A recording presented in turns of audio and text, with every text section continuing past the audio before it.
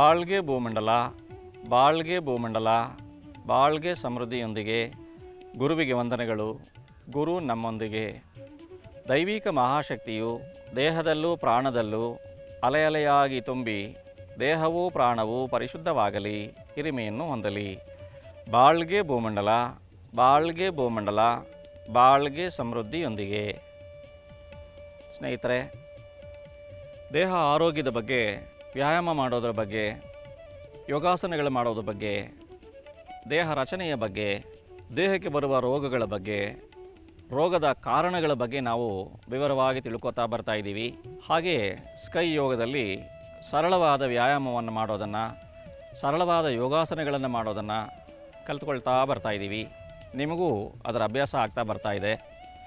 ದೇಹವನ್ನು ಚೆನ್ನಾಗಿ ಕಾಪಾಡಿಕೊಂಡ್ರೇ ದೇಹದಲ್ಲಿ ಪ್ರಾಣ ಆರೋಗ್ಯವಾಗಿರುತ್ತೆ.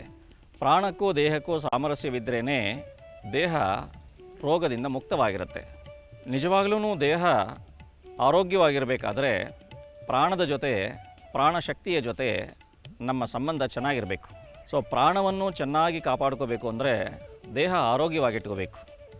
ದೇಹ ಆರೋಗ್ಯ ಕೆಟ್ಟರೆ ದೇಹಕ್ಕೂ ಪ್ರಾಣಕ್ಕೂ ಘರ್ಷಣೆ ಆಗಿದೆ ಅಂತ ಅರ್ಥ. ದೇಹ ಆರೋಗ್ಯವಾಗಿದ್ದರೆ ದೇಹನೂ ಪ್ರಾಣನೂ ಸಾಮರಸ್ಯದಿಂದ ಇದೆ ಅಂತ ಅರ್ಥ. ಇದಕ್ಕಾಗಿ ನಾವು ದೇಹವನ್ನು ಚೆನ್ನಾಗಿ ಕಾಪಾಡಿಕೊಳ್ಳೋದು, ರಕ್ಷಣೆ ಮಾಡೋದು, ಪೋಷಣೆ ಮಾಡೋದು ಅತ್ಯಗತ್ಯ. ಆರೋಗ್ಯ ಭಾಗ್ಯವನ್ನು ಚೆನ್ನಾಗಿ ಕಾಪಾಡಿಕೊಂಡ್ರೆ ಉಳಿದ ಎಲ್ಲ ಭಾಗ್ಯವನ್ನು ನಾವು ಕಾಪಾಡ್ಕೋಬೋದು. ಎಲ್ಲ ಭಾಗ್ಯಕ್ಕಿಂತ ಆರೋಗ್ಯವೇ ಅತ್ಯಂತ ಉತ್ತಮವಾದ, ಶ್ರೇಷ್ಠವಾದ ಭಾಗ್ಯ ಅಂತ ಅರ್ಥ ಮಾಡ್ಕೋಬೇಕು. ಅದಕ್ಕಾಗಿ ಪ್ರತಿನಿತ್ಯವೂ ಒಂದು ಅರ್ಧ ಗಂಟೆ ವ್ಯಾಯಾಮ ಮಾಡೋದನ್ನು ಅಭ್ಯಾಸ ಮಾಡ್ಕೋಬೇಕು. ತಿಂಡಿ ಊಟ ಬಿಟ್ಟರೂ ವ್ಯಾಯಾಮ ಮಾಡೋದನ್ನು ಬಿಡಬಾರ್ದು. ದೇಹ ಆರೋಗ್ಯವಾಗಿರಬೇಕು. 80 ವಯಸ್ಸಾದರೂ 90 ವಯಸ್ಸಾದ್ರೂ ತನ್ನ ಕೆಲಸನ ತಾನೇ ಮಾಡಿಕೊಂಡು ತನಗೆ ಬೇಕಾದ ವಸ್ತುಗಳನ್ನು ತಾನೇ ತಗೊಂಡು ನಡೆದಾಡುವಷ್ಟು ಶಕ್ತಿ ದೇಹದಲ್ಲಿ ಬಲಿಷ್ಠವಾಗಿರಬೇಕು. ಸೊ ದೈಹಿಕ ಶಕ್ತಿ, ಮನೋಶಕ್ತಿ, ಪ್ರಾಣಶಕ್ತಿ ಚೆನ್ನಾಗಿರಬೇಕು ಅಂದರೆ ನಾವು ಸರಳವಾದ ವ್ಯಾಯಾಮವನ್ನು ಪ್ರತಿನಿತ್ಯವೂ ಒಂದು ಅರ್ಧ ಗಂಟೆನಾದರೂ ಮಾಡೋದನ್ನು ಅಭ್ಯಾಸ ಮಾಡ್ಕೋಬೇಕು. ಅಭ್ಯಾಸ ಮಾಡೋದಕ್ಕೆ ಈಗಾಗಲೇ ನಿಮಗೆ ತಿಳಿದಿರುವಂತೆ ಒಂದು ಪ್ರಶಾಂತವಾದ ಸ್ಥಳ, ಪ್ರಶಸ್ತವಾದ ಜಾಗ, ಒಳ್ಳೆಯ ವಾತಾವರಣ, ಗಾಳಿ ಬೆಳಕು ಚೆನ್ನಾಗಿರಬೇಕು. ಬೆಳಗಿನ ಜಾವ ಈ ವ್ಯಾಯಾಮ ಮಾಡೋದು ಬಹಳ ಉತ್ತಮ. ವ್ಯಾಯಾಮ ಮಾಡೋದಕ್ಕೆ ಮುಂಚೆ ಕಾಫಿ ಟೀನ ಸೇವನೆ ಮಾಡಬಾರ್ದು. ಊಟನೂ ಮಾಡಿರಬಾರ್ದು. ಖಾಲಿ ಹೊಟ್ಟೆಯಲ್ಲಿ ವ್ಯಾಯಾಮ ಮಾಡಬೇಕು. ಮಲಮೂತ್ರ ವಿಸರ್ಜನೆಯನ್ನು ಮಾಡಿರಬೇಕು. ಕೆಲವು ಆಸನಗಳನ್ನು ವೈದ್ಯರ ಸಲಹೆಯನ್ನು ಪಡೆದು ಯಾವ ಆಸನವನ್ನು ಮಾಡಬೇಕು ಅನ್ನೋದನ್ನು ತಿಳ್ಕೊಂಡು ಆಸನಗಳನ್ನು ಮಾಡಬೇಕು. ಕೆಲವು ಯೋಗಾಸನಗಳು ಹೊಟ್ಟೆಯ ಮೇಲೆ ಭಾರ ಇಟ್ಟು ಮಾಡುವಂಥ ಆಸನಗಳನ್ನು ಗರ್ಭಿಣಿಯರು ಮಾಡಬಾರ್ದು. ಕೆಲವು ಮುನ್ನೆಚ್ಚರಿಕೆ ತಗೊಂಡು ಉಳಿದಂತೆ ಆಸನಗಳನ್ನು ಮಾಡಿದ್ರೆ ನಿಜವಾಗಲೂ ನಮ್ಮ ದೇಹ ಆರೋಗ್ಯವಾಗಿರುತ್ತೆ, ದೈಹಿಕ ಶಕ್ತಿ ಚೆನ್ನಾಗಿರುತ್ತೆ, ಮನೋಶಕ್ತಿ ಚೆನ್ನಾಗಿರುತ್ತೆ, ಪ್ರಾಣಶಕ್ತಿನೂ ಚೆನ್ನಾಗಿರುತ್ತೆ. ಈ ದಿನ ನಾವು 2 ಆಸನಗಳನ್ನು ಕಲಿಯೋಣ.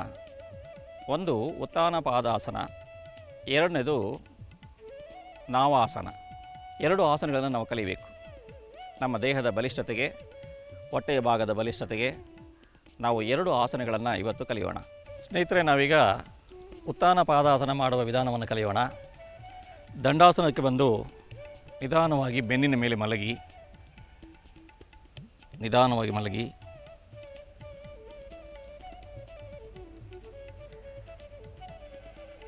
ಕೈಗಳು ತೊಡೆ ಪಕ್ಕದಲ್ಲಿರಲಿ, ಉಸಿರಾಟ ನಾರ್ಮಲ್ ಆಗಿರಲಿ. ಉಸಿರು ತಗೊಳ್ತಾ ಬಲಗಾಲನ್ನು 45 ಡಿಗ್ರಿ ಆ್ಯಂಗಲಷ್ಟು ಮೇಲೆ ತನ್ನಿ.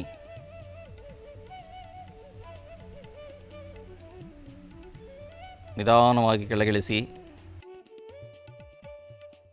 ಎಡಪಾದವನ್ನು ನಿಧಾನವಾಗಿ 45 ಡಿಗ್ರಿಯಷ್ಟು ಮೇಲೆ ತನ್ನಿ.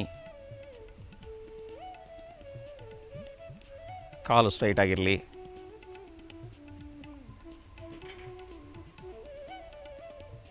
ನಿಧಾನವಾಗಿ ಕೆಳಗಿಳಿಸಿ.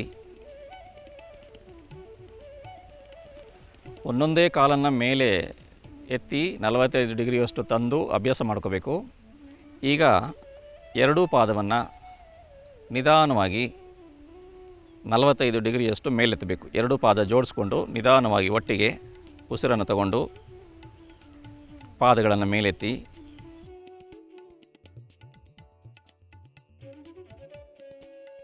ಒಂದೊಂದೇ ಪಾದವನ್ನು ಮಾಡ್ತಾ 5 ಬಾರಿ ಮಾಡಿ ಅಭ್ಯಾಸ ಮಾಡಿಕೊಂಡು 2 ಪಾದವನ್ನು ಒಟ್ಟಿಗೆ ತರೋದನ್ನು ಕಲ್ತ್ಕೋಬೋದು.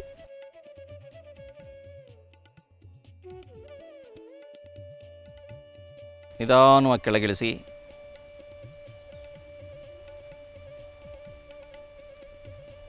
ಮತ್ತೊಮ್ಮೆ ಎರಡೂ ಪಾದವನ್ನು ನಿಧಾನವಾಗಿ ಮೇಲೆ ತಗೊಂಡು ಬನ್ನಿ. 45 ಡಿಗ್ರಿಯಷ್ಟು ಭೂಮಿಯಿಂದ 5 ರಿಂದ 10 ಸೆಕೆಂಡ್ ಕಾಲನ್ನು ನಿಲ್ಲಿಸಿ ಮತ್ತು ನಿಧಾನವಾಗಿ ಕಾಲನ್ನು ಕೆಳಗಿಳಿಸಿ ಸ್ಲೋ ಆಗಿ ಹೋಗಲಿ.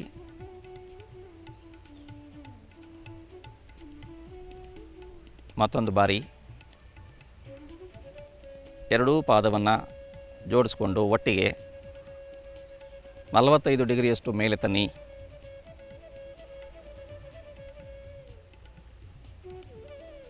ಇದು ಉತ್ಥಾನ ಪಾದಾಸನ. ನಿಧಾನವಾಗಿ ಕೆಳಗಿಳಿಸಿ.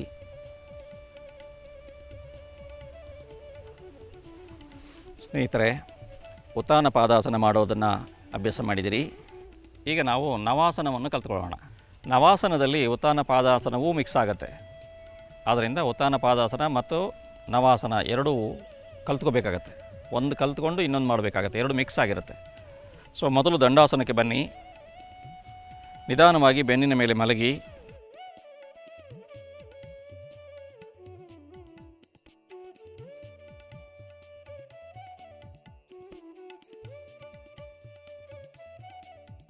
ಎರಡು ಕೈಗಳು ತೊಡೆ ಪಕ್ಕದಲ್ಲಿ ಇಲ್ಲಿ ರಿಲ್ಯಾಕ್ಸ್ ಆಗಿರಲಿ. ಎರಡು ಕಾಲುಗಳು ರಿಲ್ಯಾಕ್ಸ್ ಆಗಿರಲಿ. ಎರಡೂ ಕೈಗಳನ್ನ ಹಿಂದೆ ತೊಗೊಂಡೋಗಿ ತಲೆ ಹತ್ರ ತೊಗೊಂಡೋಗಿ ಸ್ಟ್ರೈಟ್ ಆಗಿಡಿ.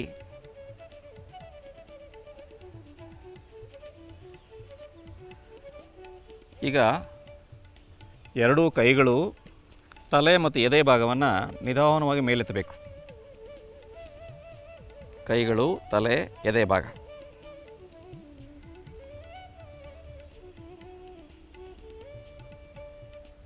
ಮತ್ತೆ ರಿಲ್ಯಾಕ್ಸ್ ಆಗಿ.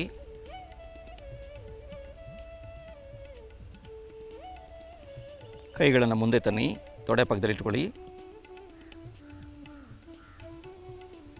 ಈಗ ಎರಡೂ ಪಾದಗಳನ್ನು ಒಟ್ಟಿಗೆ ಉತ್ಥಾನ ಪಾದಾಸನದಲ್ಲಿ ಕಲ್ತಿದ್ದೀರಲ್ಲ, ಅದೇ ಥರ ಎರಡೂ ಪಾದಗಳನ್ನು 45 ಡಿಗ್ರಿಯಷ್ಟು ಮೇಲೆ ತಗೊಂಡೋಗಿ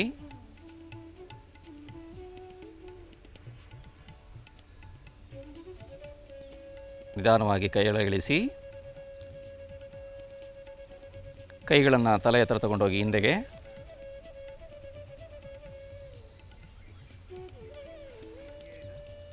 ಕೈಗಳನ್ನು, ತಲೆಯನ್ನು, ಎದೆಯ ಭಾಗವನ್ನು ನಿಧಾನವಾಗಿ ಮೇಲೆತ್ತಿ.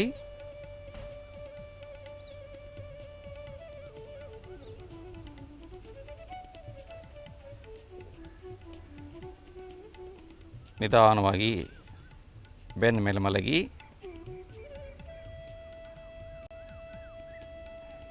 ಕೈಗಳನ್ನು ತೊಡೆ ಪಕ್ಕಕ್ಕೆ ತನ್ನಿ. ಎರಡೂ ಪಾದಗಳನ್ನು ಜೋಡಿಸ್ಕೊಂಡು ಎರಡೂ ಪಾದಗಳನ್ನು ಒಟ್ಟಿಗೆ ಮೇಲೆ 45 ಡಿಗ್ರಿಯಷ್ಟು ಎತ್ತಿ.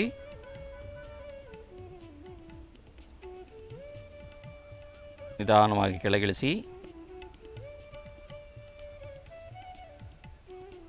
ಸ್ನೇಹಿತರೆ, ಈಗ ತಲೆ, ಎದೆಯ ಭಾಗ ಮೇಲೆತ್ತದನ್ನು ಅಭ್ಯಾಸ ಮಾಡಿದಿರಿ. ಎರಡೂ ಕಾಲುಗಳನ್ನು ಮೇಲೆತ್ತದ ಅಭ್ಯಾಸ ಮಾಡಿದಿರಿ. ಈಗ ಒಟ್ಟಿಗೆ ಎರಡೂ ಕಾಲು ಮೇಲೆ ಬರಬೇಕು.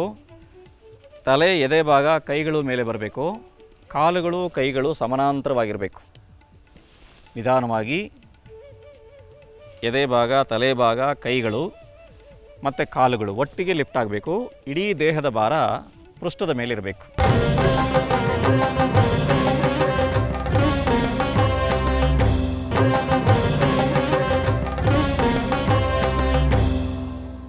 ರೆಡಿಯಾಗಿ.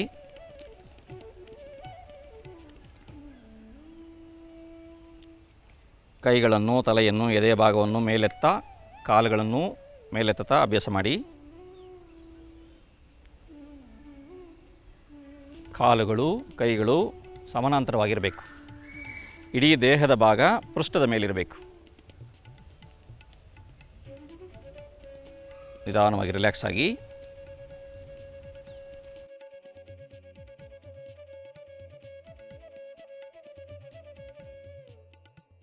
ಸ್ನೇಹಿತರೆ, ನವಾಸನವನ್ನು ಮತ್ತೊಮ್ಮೆ ಮಾಡೋಣ. ದಂಡಾಸನಕ್ಕೆ ಬಂದು ನೀವೀಗ ಮಲಗಿದಿರಿ. ಪಾದಗಳನ್ನು ಜೋಡಿಸ್ಕೊಳ್ಳಿ.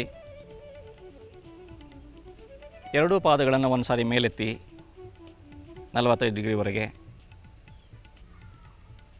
ನಿಧಾನವಾಗಿ ಕೆಳಗಿಳಿಸಿ.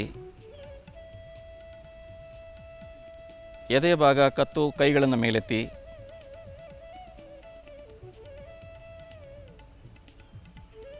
ನಿಧಾನವಾಗಿ ಕೆಳಗಿಳಿಸಿ. ಮತ್ತೊಮ್ಮೆ ಪಾದಗಳನ್ನು, ಎರಡೂ ಪಾದಗಳನ್ನು ಮೇಲೆತ್ತಿ. ನಿಧಾನವಾಗಿ ಕೆಳಗಿಳಿಸಿ. ಎರಡೂ ಕೈಗಳನ್ನು, ಎದೆ ಮತ್ತು ತಲೆ ಭಾಗವನ್ನು ನಿಧಾನವಾಗಿ ಮೇಲಕ್ಕೆ ತನ್ನಿ.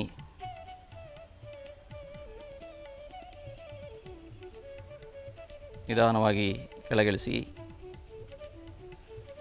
ಸ್ನೇಹಿತರೆ, ಈಗ ಎರಡೂ ಪಾದಗಳು, ಎರಡೂ ಕೈ ಮತ್ತು ಎದೆಯ ಭಾಗ ಎಲ್ಲವೂ ಮೇಲೆ ಬರಬೇಕು. ಕೈಗಳು, ಕಾಲುಗಳು ಪ್ಯಾರಲಲ್ ಆಗಿರಬೇಕು. ದೇಹದ ಇಡೀ ತೂಕ ಪೃಷ್ಠದ ಮೇಲಿರಬೇಕು.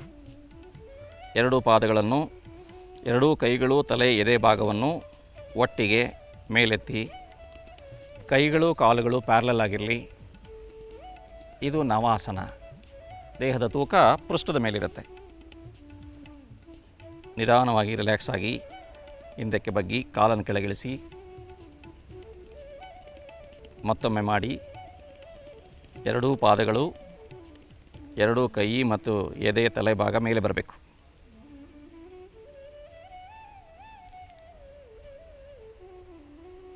ಕೈಗಳು, ಕಾಲುಗಳು ಪ್ಯಾರಲಲ್ ಆಗಿರಲಿ. ನಿಧಾನವಾಗಿ ಕೆಳಗಿಳಿಸಿ. ಸ್ನೇಹಿತರೆ, ಈಗ ನವಾಸನ ಮಾಡೋದನ್ನು ಕಲ್ತ್ಕೊಂಡಿದ್ದೀರಿ.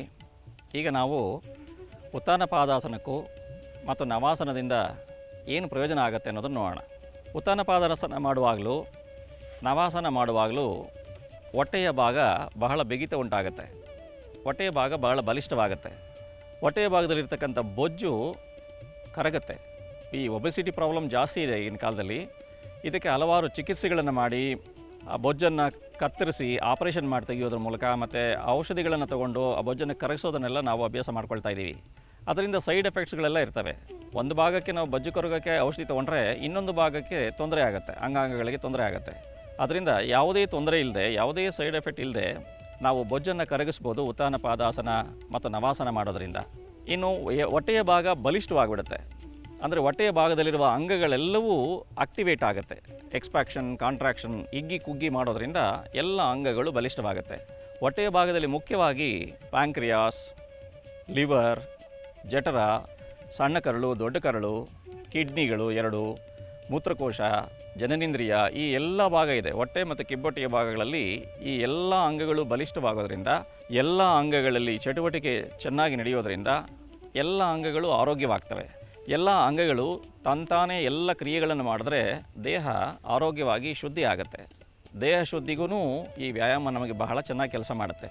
ಹೊಟ್ಟೆಯ ಭಾಗ ಚೆನ್ನಾಗಿ ಬಲಿಷ್ಠವಾಗೋದ್ರಿಂದ ಜೀರ್ಣಕ್ರಿಯೆ ಚೆನ್ನಾಗಿ ನಡೀತದೆ. ಸೊ ಅಜೀರ್ಣ, ಮಲಬದ್ಧತೆ ಮುಂತಾದ್ರಿಂದ ನಾವು ಬಿಡುಗಡೆ ಹೊಂದ್ಬೋದು. ಪ್ಯಾಂಕ್ರಿಯಾಸ್ ಮತ್ತು ಲಿವರ್ ಚೆನ್ನಾಗಿ ಆಕ್ಟಿವೇಟ್ ಆಗಿ ಕೆಲಸ ಮಾಡೋದ್ರಿಂದ ಈ ಮಧುಮೇಹ ಮತ್ತು ಪಿತ್ತ ಸಂಬಂಧ ರೋಗಗಳಿಂದನೂ ನಾವು ಬಿಡುಗಡೆ ಹೊಂದ್ಬೋದು. ಇನ್ನು ನವಾಸನ ಮಾಡುವಾಗ ಎದೆಯ ಮೇಲ್ಭಾಗನೂ ನಾವು ಮೇಲಕ್ಕೆ ತರ್ತೀವಿ. ಸೊ ಎದೆಯ ಭಾಗನೂ ಬಲಿಷ್ಠವಾಗುತ್ತೆ. ಇಡೀ ದೇಹ ಪೃಷ್ಠದ ಮೇಲಿರುತ್ತೆ. ಇಡೀ ಕಾಲುಗಳು, ಕೈಗಳು ಪ್ಯಾರಲಲ್ ಆಗಿ ಬರೋದ್ರಿಂದ ಬಾಡಿ ಬಗ್ಗಿರುತ್ತೆ. ಸೊ ಬೆನ್ನಿನ ಭಾಗನೂ ಬಲಿಷ್ಠವಾಗುತ್ತೆ. ಸೊ ಬೆನ್ನು ನೋವು, ಸೊಂಟ ನೋವು ಮುಂತಾದ ನಿವಾರಣೆಗೆ ಈ ಉತ್ಥಾನ ಪಾದಾಸನ ಮತ್ತು ನವಾಸನ ಬಹಳ ಸಹಾಯ ಮಾಡುತ್ತೆ. ಈ ಎರಡು ಆಸನಗಳಲ್ಲಿ ಲೇಡೀಸ್ಗೆ ಬಹಳ ಉಪಯೋಗ ಆಗುತ್ತೆ. ಒಂದು, ಅವರ ಕಿಬ್ಬೊಟ್ಟೆಯ ಬೊಜ್ಜು, ಡೆಲಿವರಿ ಆದ ನಂತರ ಕಿಬ್ಬೊಟ್ಟೆಯ ಭಾಗದಲ್ಲಿ ಬೊಜ್ಜು ಹೆಚ್ಚಿಗೆ ಬರುತ್ತೆ. ಅದನ್ನು ಕರಗಿಸೋದಕ್ಕೆ ಈ ಉತ್ಥಾನ ಪಾದಾಸನ ಮತ್ತು ನವಾಸನ ಬಹಳ ಸಹಾಯ ಮಾಡುತ್ತೆ. ನವಾಸನದಿಂದ ಬಹಳ ಒಂದು ಮುಖ್ಯ ಉಪಯೋಗ ಲೇಡೀಸರಿಗೆ ಆಗೋದೇನಪ್ಪ ಅಂದರೆ ಫ್ರೀ ಡೆಲಿವರಿ, ಸುಖ ಪ್ರಸವ ಆಗೋದಕ್ಕೆ ತುಂಬ ಅನುಕೂಲ ಆಗುತ್ತೆ. ಸೊ ಹೆರಿಗೆಯ ನಂತರದ ಕಿಬ್ಬೊಟ್ಟೆಯ ಬೊಜ್ಜು ಕರಗೋದಕ್ಕೂ, ಸುಲಭವಾಗಿ ಹೆರಿಗೆ ಆಗೋದಕ್ಕೂ ನವಾಸನ ನಮಗೆ ತುಂಬ ಸಹಾಯ ಮಾಡುತ್ತೆ. ಹೊಟ್ಟೆಯ ಭಾಗ ಬಲಿಷ್ಠವಾಗಿ ಜೀರ್ಣಕ್ರಿಯೆ ಚೆನ್ನಾಗಿ ನಡೆದು ಜೀರ್ಣಾಂಗ ವ್ಯೂಹನೂ ಚೆನ್ನಾಗಿ ಕೆಲಸ ಮಾಡುತ್ತೆ. ಕೈಗಳು, ಕಾಲುಗಳು ಸಹ ಬಲಿಷ್ಠವಾಗ್ತವೆ. ಇಷ್ಟೊಂದು ಪ್ರಯೋಜನಗಳನ್ನು ನಾವು ಉತ್ಥಾನ ಪಾದಾಸನದಿಂದ ಮತ್ತು ನವಾಸನದಿಂದ ಪಡ್ಕೊಳ್ಬೋದು. ಸ್ನೇಹಿತರೆ, ನಾಳೆ ಹೊಸ ಆಸನದೊಂದಿಗೆ ಭೇಟಿಯಾಗೋಣ. ಬಾಳ್ಗೆ ಭೂಮಂಡಲ, ಬಾಳ್ಗೆ ಭೂಮಂಡಲ, ಬಾಳ್ಗೆ ಸಮೃದ್ಧಿಯೊಂದಿಗೆ ದೈವಿಕ ಮಹಾಶಕ್ತಿಯ ಕರುಣೆಯಿಂದ ನಿಮಗೂ ನಿಮ್ಮ ಕುಟುಂಬಕ್ಕೂ ದೇಹಾರೋಗ್ಯ, ದೀರ್ಘಾಯಸ್ಸು, ಸಾಕಷ್ಟು ಐಶ್ವರ್ಯ, ಉನ್ನತವಾದ ಕೀರ್ತಿ, ಸತ್ಯಜ್ಞಾನ ದೊರೆಯಲಿ. ಬಾಳ್ಗೆ ಭೂಮಂಡಲ, ಬಾಳ್ಗೆ ಭೂಮಂಡಲ, ಬಾಳ್ಗೆ ಸಮೃದ್ಧಿಯೊಂದಿಗೆ. Thank you. ಧನ್ಯವಾದಗಳು.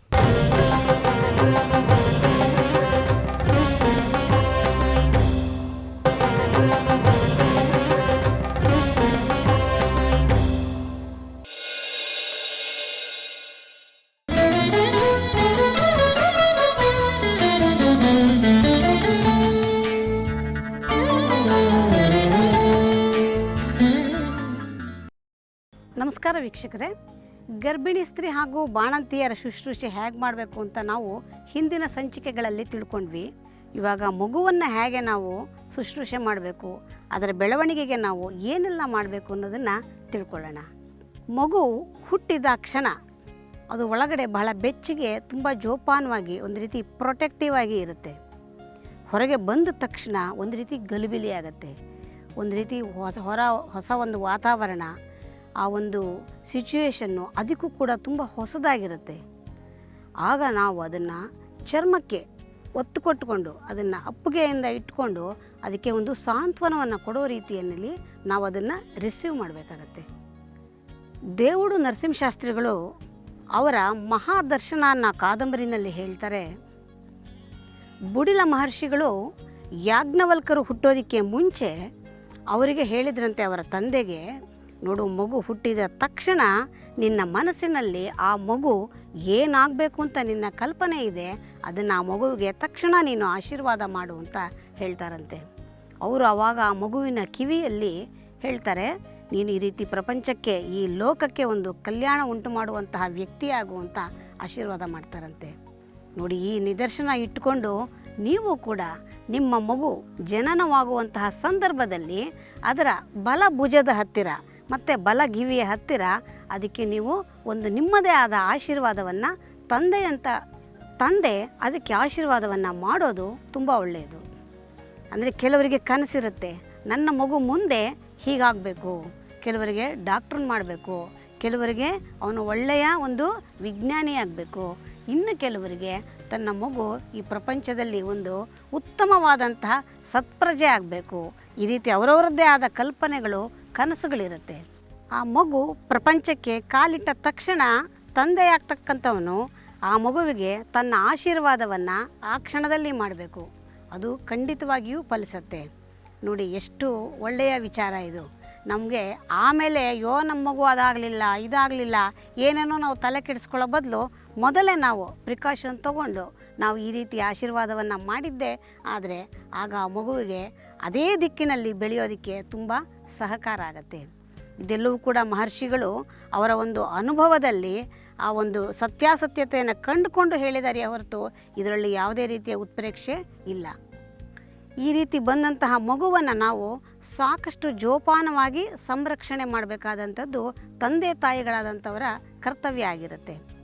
ಈ ಮಗುವನ್ನು ನಾವು ಮೊದಲ 2-3 ದಿವಸಗಳಲ್ಲಿ ಆಸ್ಪತ್ರೆಯಲ್ಲಿ ಸಾಧಾರಣವಾಗಿ ಇವಾಗ ಇರ್ತಕ್ಕಂಥದ್ದು. ಹಾಗಾಗಿ ಅಲ್ಲಿ ಒಂದು ವೈದ್ಯರ ಒಂದು ಶುಶ್ರೂಷೆಯಲ್ಲಿ ಮಗು 2-3 ದಿವಸಗಳ ಕಾಲ ಇರುತ್ತೆ. ನಾವು ಮನೆಗೆ ಕರ್ಕೊಂಡು ಬರೋ ಹೊತ್ತಿಗೆ 3 ದಿವಸ ಆಗಿರುತ್ತೆ. ಆವಾಗ ಮಗುವಿನ ಚರ್ಮದಲ್ಲಿ ಚರ್ಮ ಎಲ್ಲ ಒಂದು ರೀತಿ ಸಿಪ್ಪೆ ಸುಲಿದಂಗೆ ಸುಲಿಯೋದಕ್ಕೆ ಶುರುವಾಗುತ್ತೆ. ಒಂದು ರೀತಿ ಕೆಲವರಿಗೆ ಇದು ಹೊಸದಾಗಿ ಕಂಡಾಗ ಗಾಬರಿ ಆಗುತ್ತೆ, ಇದೇನಿದು ಮಗುವಿನ ಚರ್ಮ ಎಲ್ಲ ಹಿಂಗೆ ಸುಲಿದು ಹೋಗ್ತಾ ಇದೆಯಲ್ಲ ಅಂತ. ಇದು ನ್ಯಾಚುರಲ್ ಆಗಿ ಆಗ್ತಕ್ಕಂಥ ಒಂದು ಪ್ರೋಸೆಸ್ ಇದು. ಇದಕ್ಕೆ ನಾವೇನು ತಲೆ ಕೆಡಿಸ್ಕೋಬೇಕಾಗಿಲ್ಲ. ಒಂದು ಕೋಳಿ ಮೊಟ್ಟೆಯನ್ನು ತಂದುಬಿಟ್ಟು ಆ ಕೋಳಿ ಮೊಟ್ಟೆ ಒಡೆದಾಗ ಒಳಗಡೆ ಒಂದು ಬಿಳಿಯ ಒಂದು ಬಣ್ಣದ ಒಂದು ಅಂಶ ಇರುತ್ತೆ. ಆ ಅಂಶವನ್ನು ತೆಗೆದುಕೊಂಡು ನಾವು ಮಗುವಿನ ಮೈ ಕೈಗೆಲ್ಲ ಚೆನ್ನಾಗಿ ಹಚ್ಚಿ 10 ನಿಮಿಷ ಬಿಟ್ಟು ಸ್ವಲ್ಪ ಬೆಚ್ಚಗಿನ ನೀರಿನಲ್ಲಿ ಅದನ್ನು ಒರೆಸಿ ಅದನ್ನು ಸ್ನಾನ ಮಾಡಿಸುವುದರಿಂದ ಒಂದು 2-3 ದಿವಸದಲ್ಲಿಯೇ ಆ ಚರ್ಮ ಎಲ್ಲ ಸುಲಿದು ಹೋಗುತ್ತೆ. ನುಣುಪಾದ ಮೃದುವಾದ ಚರ್ಮ ಮಗುವಿಗೆ ಉಂಟಾಗುತ್ತೆ. 10-11 ದಿವಸಗಳಲ್ಲಿ ಹೊಕ್ಕಳ ಬಳ್ಳಿ ಉದುರಿ ಹೋಗುತ್ತೆ. ಆ ಸಂದರ್ಭದಲ್ಲಿ ಮಗುವಿಗೆ ಏನಾಗ್ತಾ ಇದೆ ಅಂತ ನಮಗೆ ಗೊತ್ತಾಗೋದಿಲ್ಲ, ಆದರೆ ಅದರ ಜಾಗರೂಕತೆಯನ್ನು ನಾವೇ ವಹಿಸಬೇಕಾಗತ್ತೆ. ಈ ಬಜೆ ಅಂತಕ್ಕಂಥದ್ದು ನಮಗೆ ಗ್ರಂಥಿಗೆ ಅಂಗಡಿಗಳಲ್ಲಿ ಸಿಗುತ್ತೆ. ಈ ಬಜೆಯೇ ಮಕ್ಕಳ ತಾಯಿ ಅಂತಲೇ ಕರೀತಾರೆ ಅದನ್ನು. ಅಂದರೆ ಮಗುವಿಗೆ ತಾಯಿಯಷ್ಟೇ ಪೋಷಣೆ ಮಾಡ್ತಕ್ಕಂತಹ ಎಲ್ಲ ಗುಣಗಳನ್ನು ಬಜೆ ಹೊಂದಿದೆ. ಈ ಬಜೆಯನ್ನು ನಾವು ಹರಳೆಣ್ಣೆ ದೀಪದಲ್ಲಿ ಸ್ವಲ್ಪ ಬಿಸಿ ಮಾಡಿ ಸುಡಬೇಕದನ್ನು. ಅದು ಕೆಂಡದ ರೀತಿ ಆಗುತ್ತೆ. ಆ ಕೆಂಡದ ರೀತಿ ಆದದ್ದನ್ನು ನಾವು ಆರಿಸ್ಬಿಟ್ಟು ಸಾಣೆಕಲ್ ಮೇಲೆ ಸ್ವಲ್ಪ ಹಸಿ ಹಾಲಿನಲ್ಲಿ ತೇಯ್ದುಬಿಟ್ಟು ಆ ಹೊಕ್ಕಳ ಸುತ್ತ ಅದನ್ನು ಹಚ್ಚೋದ್ರಿಂದ ಅದರಿಂದ ಒಂದು ರೀತಿ ಮಗುವಿಗೆ ಹಿಂಸೆ ನೋವು ಇರುತ್ತೆ, ಅದೆಲ್ಲವೂ ಉಪಶಮನ ಆಗುತ್ತೆ. ಇದನ್ನು ಒಂದು 2-3 ದಿವಸ ಮಾಡಿದರೆ ಸಾಕು. ಮಗುವನ್ನು ಮನೆಗೆ ನಾವು ಕರ್ಕೊಂಡು ಬಂದ ಮೇಲೆ ನಾವು ಪ್ರತಿನಿತ್ಯದಲ್ಲಿ ಅದನ್ನು ಹೇಗೆ ನೋಡ್ಕೊಳ್ಬೇಕು ಅನ್ನೋದು ಒಂದು ರೀತಿಯ ಸಮಸ್ಯೆ. ಆ ಪುಟ್ಟದಾಗಿರ್ತಕ್ಕಂತಹ ಮುದ್ದು ಕೂಸನ್ನು ನಮಗೆ ಕೆಲವರಿಗೆ ಎತ್ಕೊಳ್ಳೋಕ್ಕೂ ಬರೋದಿಲ್ಲ. ಮನೆಯಲ್ಲಿ ಅದನ್ನು ಶುಶ್ರೂಷೆ ಮಾಡೋದಕ್ಕೆ ಸ್ವಲ್ಪ ಗಲಿಬಿಲಿ ಆಗುತ್ತೆ. ಮನೆಯಲ್ಲಿ ಯಾರು ಹಿರಿಯರು ಅಜ್ಜಿಯರು ಇದ್ದರೆ ಅವರ ಅನುಭವದ ಮೇಲೆ ಅವರು ಜೋಪಾನ ಮಾಡ್ತಾರೆ. ಹಾಗಿಲ್ಲದೆ ಇರತಕ್ಕಂಥವ್ರು ಅದಕ್ಕೆ ನಾವು ಹೆದರಬೇಕಾಗಿಲ್ಲ. ಅದಕ್ಕೆ ಕೆಲವು ನಾವು ಅಂಶಗಳನ್ನು ಗಮನದಲ್ಲಿಟ್ಕೋಬೇಕು. ಮಗುವಿಗೆ ನಾವು ಪ್ರತಿ ದಿನ ಬಿಟ್ಟು ದಿನ ಅಂದರೆ ಈ ಒಂದು ದಿವಸ ಬಿಟ್ಟು ಒಂದು ದಿವಸ ಮಗುವಿಗೆ ತಲೆಯಿಂದ ಸಂಪೂರ್ಣವಾಗಿ ಸ್ನಾನವನ್ನು ಮಾಡಿಸೋದು ತುಂಬ ಒಳ್ಳೆಯದು. ಅದರೊಳಗಾಗಿ ನಾವು ಮಗುವಿಗೆ ಎಣ್ಣೆಯನ್ನು ಬಳಕೆ ಮಾಡ್ಕೋಬೇಕು. ಯಾವ ಎಣ್ಣೆ? ಹರಳೆಣ್ಣೆ, ಕೊಬ್ಬರಿ ಎಣ್ಣೆ ಅಥವಾ ಬಾದಾಮಿ ಎಣ್ಣೆ. ಈ ಯಾವುದಾದ್ರೂ ಒಂದು ಎಣ್ಣೆಯನ್ನು ಆಯ್ಕೆ ಮಾಡಿಕೊಂಡು ನೆತ್ತಿಯಿಂದ ಹಿಡಿದು ಪಾದದವರೆಗೆ ಚೆನ್ನಾಗಿ ಎಣ್ಣೆಯನ್ನು ಹಚ್ಚಿ ಹಗುರವಾಗಿ ಅದನ್ನು ಒಂದು ರೀತಿ ನೀವದ ಹಾಗೆ ಮಾಡಿ ಅಂಗಾಂಗಗಳೆಲ್ಲ ಹೀಗೆ ಮುದುರಿ ಇಟ್ಕೊಂಡಿರುತ್ತೆ ಮಗು. ಅದು ಒಂದೇ ಸಲ ಹೀಗೆ ಬಿಟ್ಟಾಗ ಅದಕ್ಕೂ ಕೂಡ ಮೈಕೈಗಳಲ್ಲಿ ಸಾಕಷ್ಟು ಒಂದು ರೀತಿ ನೋವಿರುತ್ತೆ. ಮಗುನೂ ಕೂಡ ಆವಾಗ ಮೈಕೈ ಎಲ್ಲ ಮುರಿತಾ ಇರುತ್ತೆ, ಅದಕ್ಕೂ ಸಾಕಷ್ಟು ಹಿಂಸೆ ಇರುತ್ತೆ. ಅದನ್ನು ಚೆನ್ನಾಗಿ ನಾವು ನೀವಿ ಹಗುರವಾಗಿ ಮಾಲೀಶ್ ಮಾಡೋ ರೀತಿ ಮಾಡಿ ಸ್ವಲ್ಪ ಬೆಚ್ಚಗಿರುವಂತಹ ನೀರಿನಿಂದ ಸ್ನಾನವನ್ನು ಮಾಡಿಸೋದು ತುಂಬ ಒಳ್ಳೆಯದು. ಈ ಸ್ನಾನವನ್ನು ಮಾಡಿಸಿದಾಗ ನಾವು ಏನನ್ನು ಬಳಕೆ ಮಾಡಬೇಕು? ಕಡಲೆ ಹಿಟ್ಟು, ಹೆಸರು ಕಾಳು ಹಿಟ್ಟು ಮತ್ತು ಬಟಾಣಿ ಹಿಟ್ಟು, ಈ ಥರ ಹಿಟ್ಟುಗಳನ್ನು ಇಟ್ಕೊಂಡು ನಾವು ಅದರಿಂದ ನಾವು ಮಗುವಿನ ಮೈಯನ್ನು ನಾವು ಶುದ್ಧ ಮಾಡೋದಕ್ಕೆ ಉಪಯೋಗಿಸ್ಕೊಂಡ್ರೆ ತುಂಬ ಒಳ್ಳೆಯದು. ಇದೆಲ್ಲ ಬಳಸಿದ ಮೇಲೆ ಬೇಕಾದರೆ ನಿಮಗೆ ಬೇಕಾಗುವಂತಹ ಸಾಬೂನನ್ನು ಉಪಯೋಗಿಸಿ. ಆದರೆ ಹೊಸದಾದ ಚರ್ಮ, ಮೃದುವಾದ ಚರ್ಮ, ನಾವು ಯಾವುದೇ ರಾಸಾಯನಿಕ ಕ್ರಿಯೆಗಳಿಂದ ಆಗಿರ್ತಕ್ಕಂತಹ ಸೋಪನ ಬಳಕೆಯನ್ನು ಮಾಡೋದು ಕಡಿಮೆ ಮಾಡಿದಷ್ಟು ಒಳ್ಳೆಯದು. ಅದಕ್ಕೆ ನಾವು ಈ ಕಡಲೆ ಹಿಟ್ಟು ಅಥವಾ ಹೆಸರು ಕಾಳು ಹಿಟ್ಟನ್ನು ಯಥೇಚ್ಛವಾಗಿ ಉಪಯೋಗಿಸ್ಕೊಳ್ಬಹುದು. ಈ ಮಗುವಿನ ಶುಶ್ರೂಷೆಯ ಬಗ್ಗೆ ಮತ್ತಷ್ಟು ವಿವರಗಳನ್ನು ತಿಳ್ಕೊಳ್ಳೋಣ ಒಂದು ಪುಟ್ಟ ವಿರಾಮದ ನಂತರ.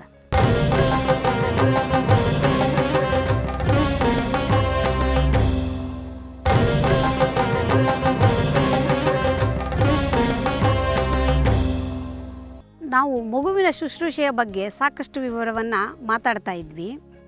ಇನ್ನಷ್ಟು ವಿಚಾರಗಳನ್ನು ತಿಳ್ಕೊಳ್ಳೋಣ. ಈ ಕೆಲವು ಮಕ್ಕಳಿಗೆ ಹುಟ್ಟಿದ 3-4 ದಿವಸಕ್ಕೆ ಜಾಂಡೀಸ್ ರೀತಿ ಕಾಣಿಸ್ಕೊಳ್ಳುತ್ತೆ.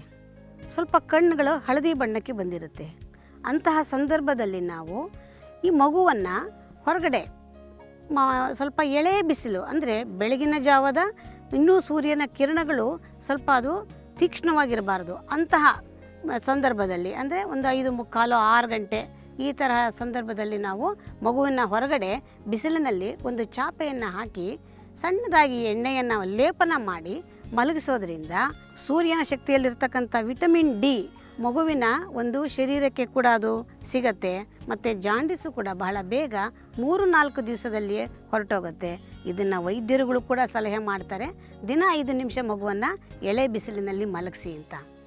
ಮತ್ತು ಈ ಒಂದು ವಿಟಮಿನ್ ಡಿ ಹೆಚ್ಚು ಸಿಕ್ಕೋದ್ರಿಂದ ಮುಂದೆ ಮಗುವಿಗೆ ಬಹಳ ಬೇಗ ಕಣ್ಣಿನ ಸಮಸ್ಯೆಗಳು ಬರೋದಿಲ್ಲ. ಅದು ಜಾಂಡೀಸ್ ಇರಲೇಬೇಕಂತಿಲ್ಲ, ಅದು ಇರಲಿ ಇಲ್ಲದೇ ಇರಲಿ, ನಾವು ಆರೋಗ್ಯವಾಗಿರುವಂತಹ ಮಗುವಿಗೆ ಕೂಡ ಚೆನ್ನಾಗಿ ಎಣ್ಣೆಯ ಲೇಪನವನ್ನು ಮಾಡಿ ಒಂದು ಚಾಪೆಯನ್ನು, ಒಂದು ಬಟ್ಟೆಯನ್ನು, ಮೆತ್ತಗಿರೋ ಬಟ್ಟೆಯನ್ನು ಹಾಕಿ ಮಗುವನ್ನು ಅಲ್ಲಿ ಸ್ವಲ್ಪ ಒಂದು 10 ನಿಮಿಷಗಳ ಕಾಲ ಹಾಗೆ ಮಲಗಿಸ್ಕೊಂಡ್ರೆ ಸಾಕು. ಅದಕ್ಕೆ ಸಾಕಷ್ಟು ವಿಟಮಿನ್ ಡಿ ಶರೀರಕ್ಕೆ ಸೇರ್ತಾ ಹೋಗುತ್ತೆ. ನೋಡಿ, ಸಣ್ಣ ಮಗುವಿರುವಾಗಲೇ ನಾವು ತೆಗೆದುಕೊಳ್ತಕ್ಕಂತಹ ಕೆಲವು ಮುಂಜಾಗರೂಕತೆಗಳನ್ನು ತೆಗೆದುಕೊಳ್ಳೋದ್ರಿಂದ ಮುಂದೊಂದು ದಿವಸ ಬರಬಹುದಾದಂತಹ ಸಮಸ್ಯೆಗಳನ್ನು ಈಗಲೇ ನಾವು ತಡಿಬಹುದು. ಮತ್ತು ಈ ಮಗುವಿಗೆ ನಾವು ನೀರು ಹಾಕ್ತೀವಿ ಬೆಳಗ್ಗೆ ಹೊತ್ತು.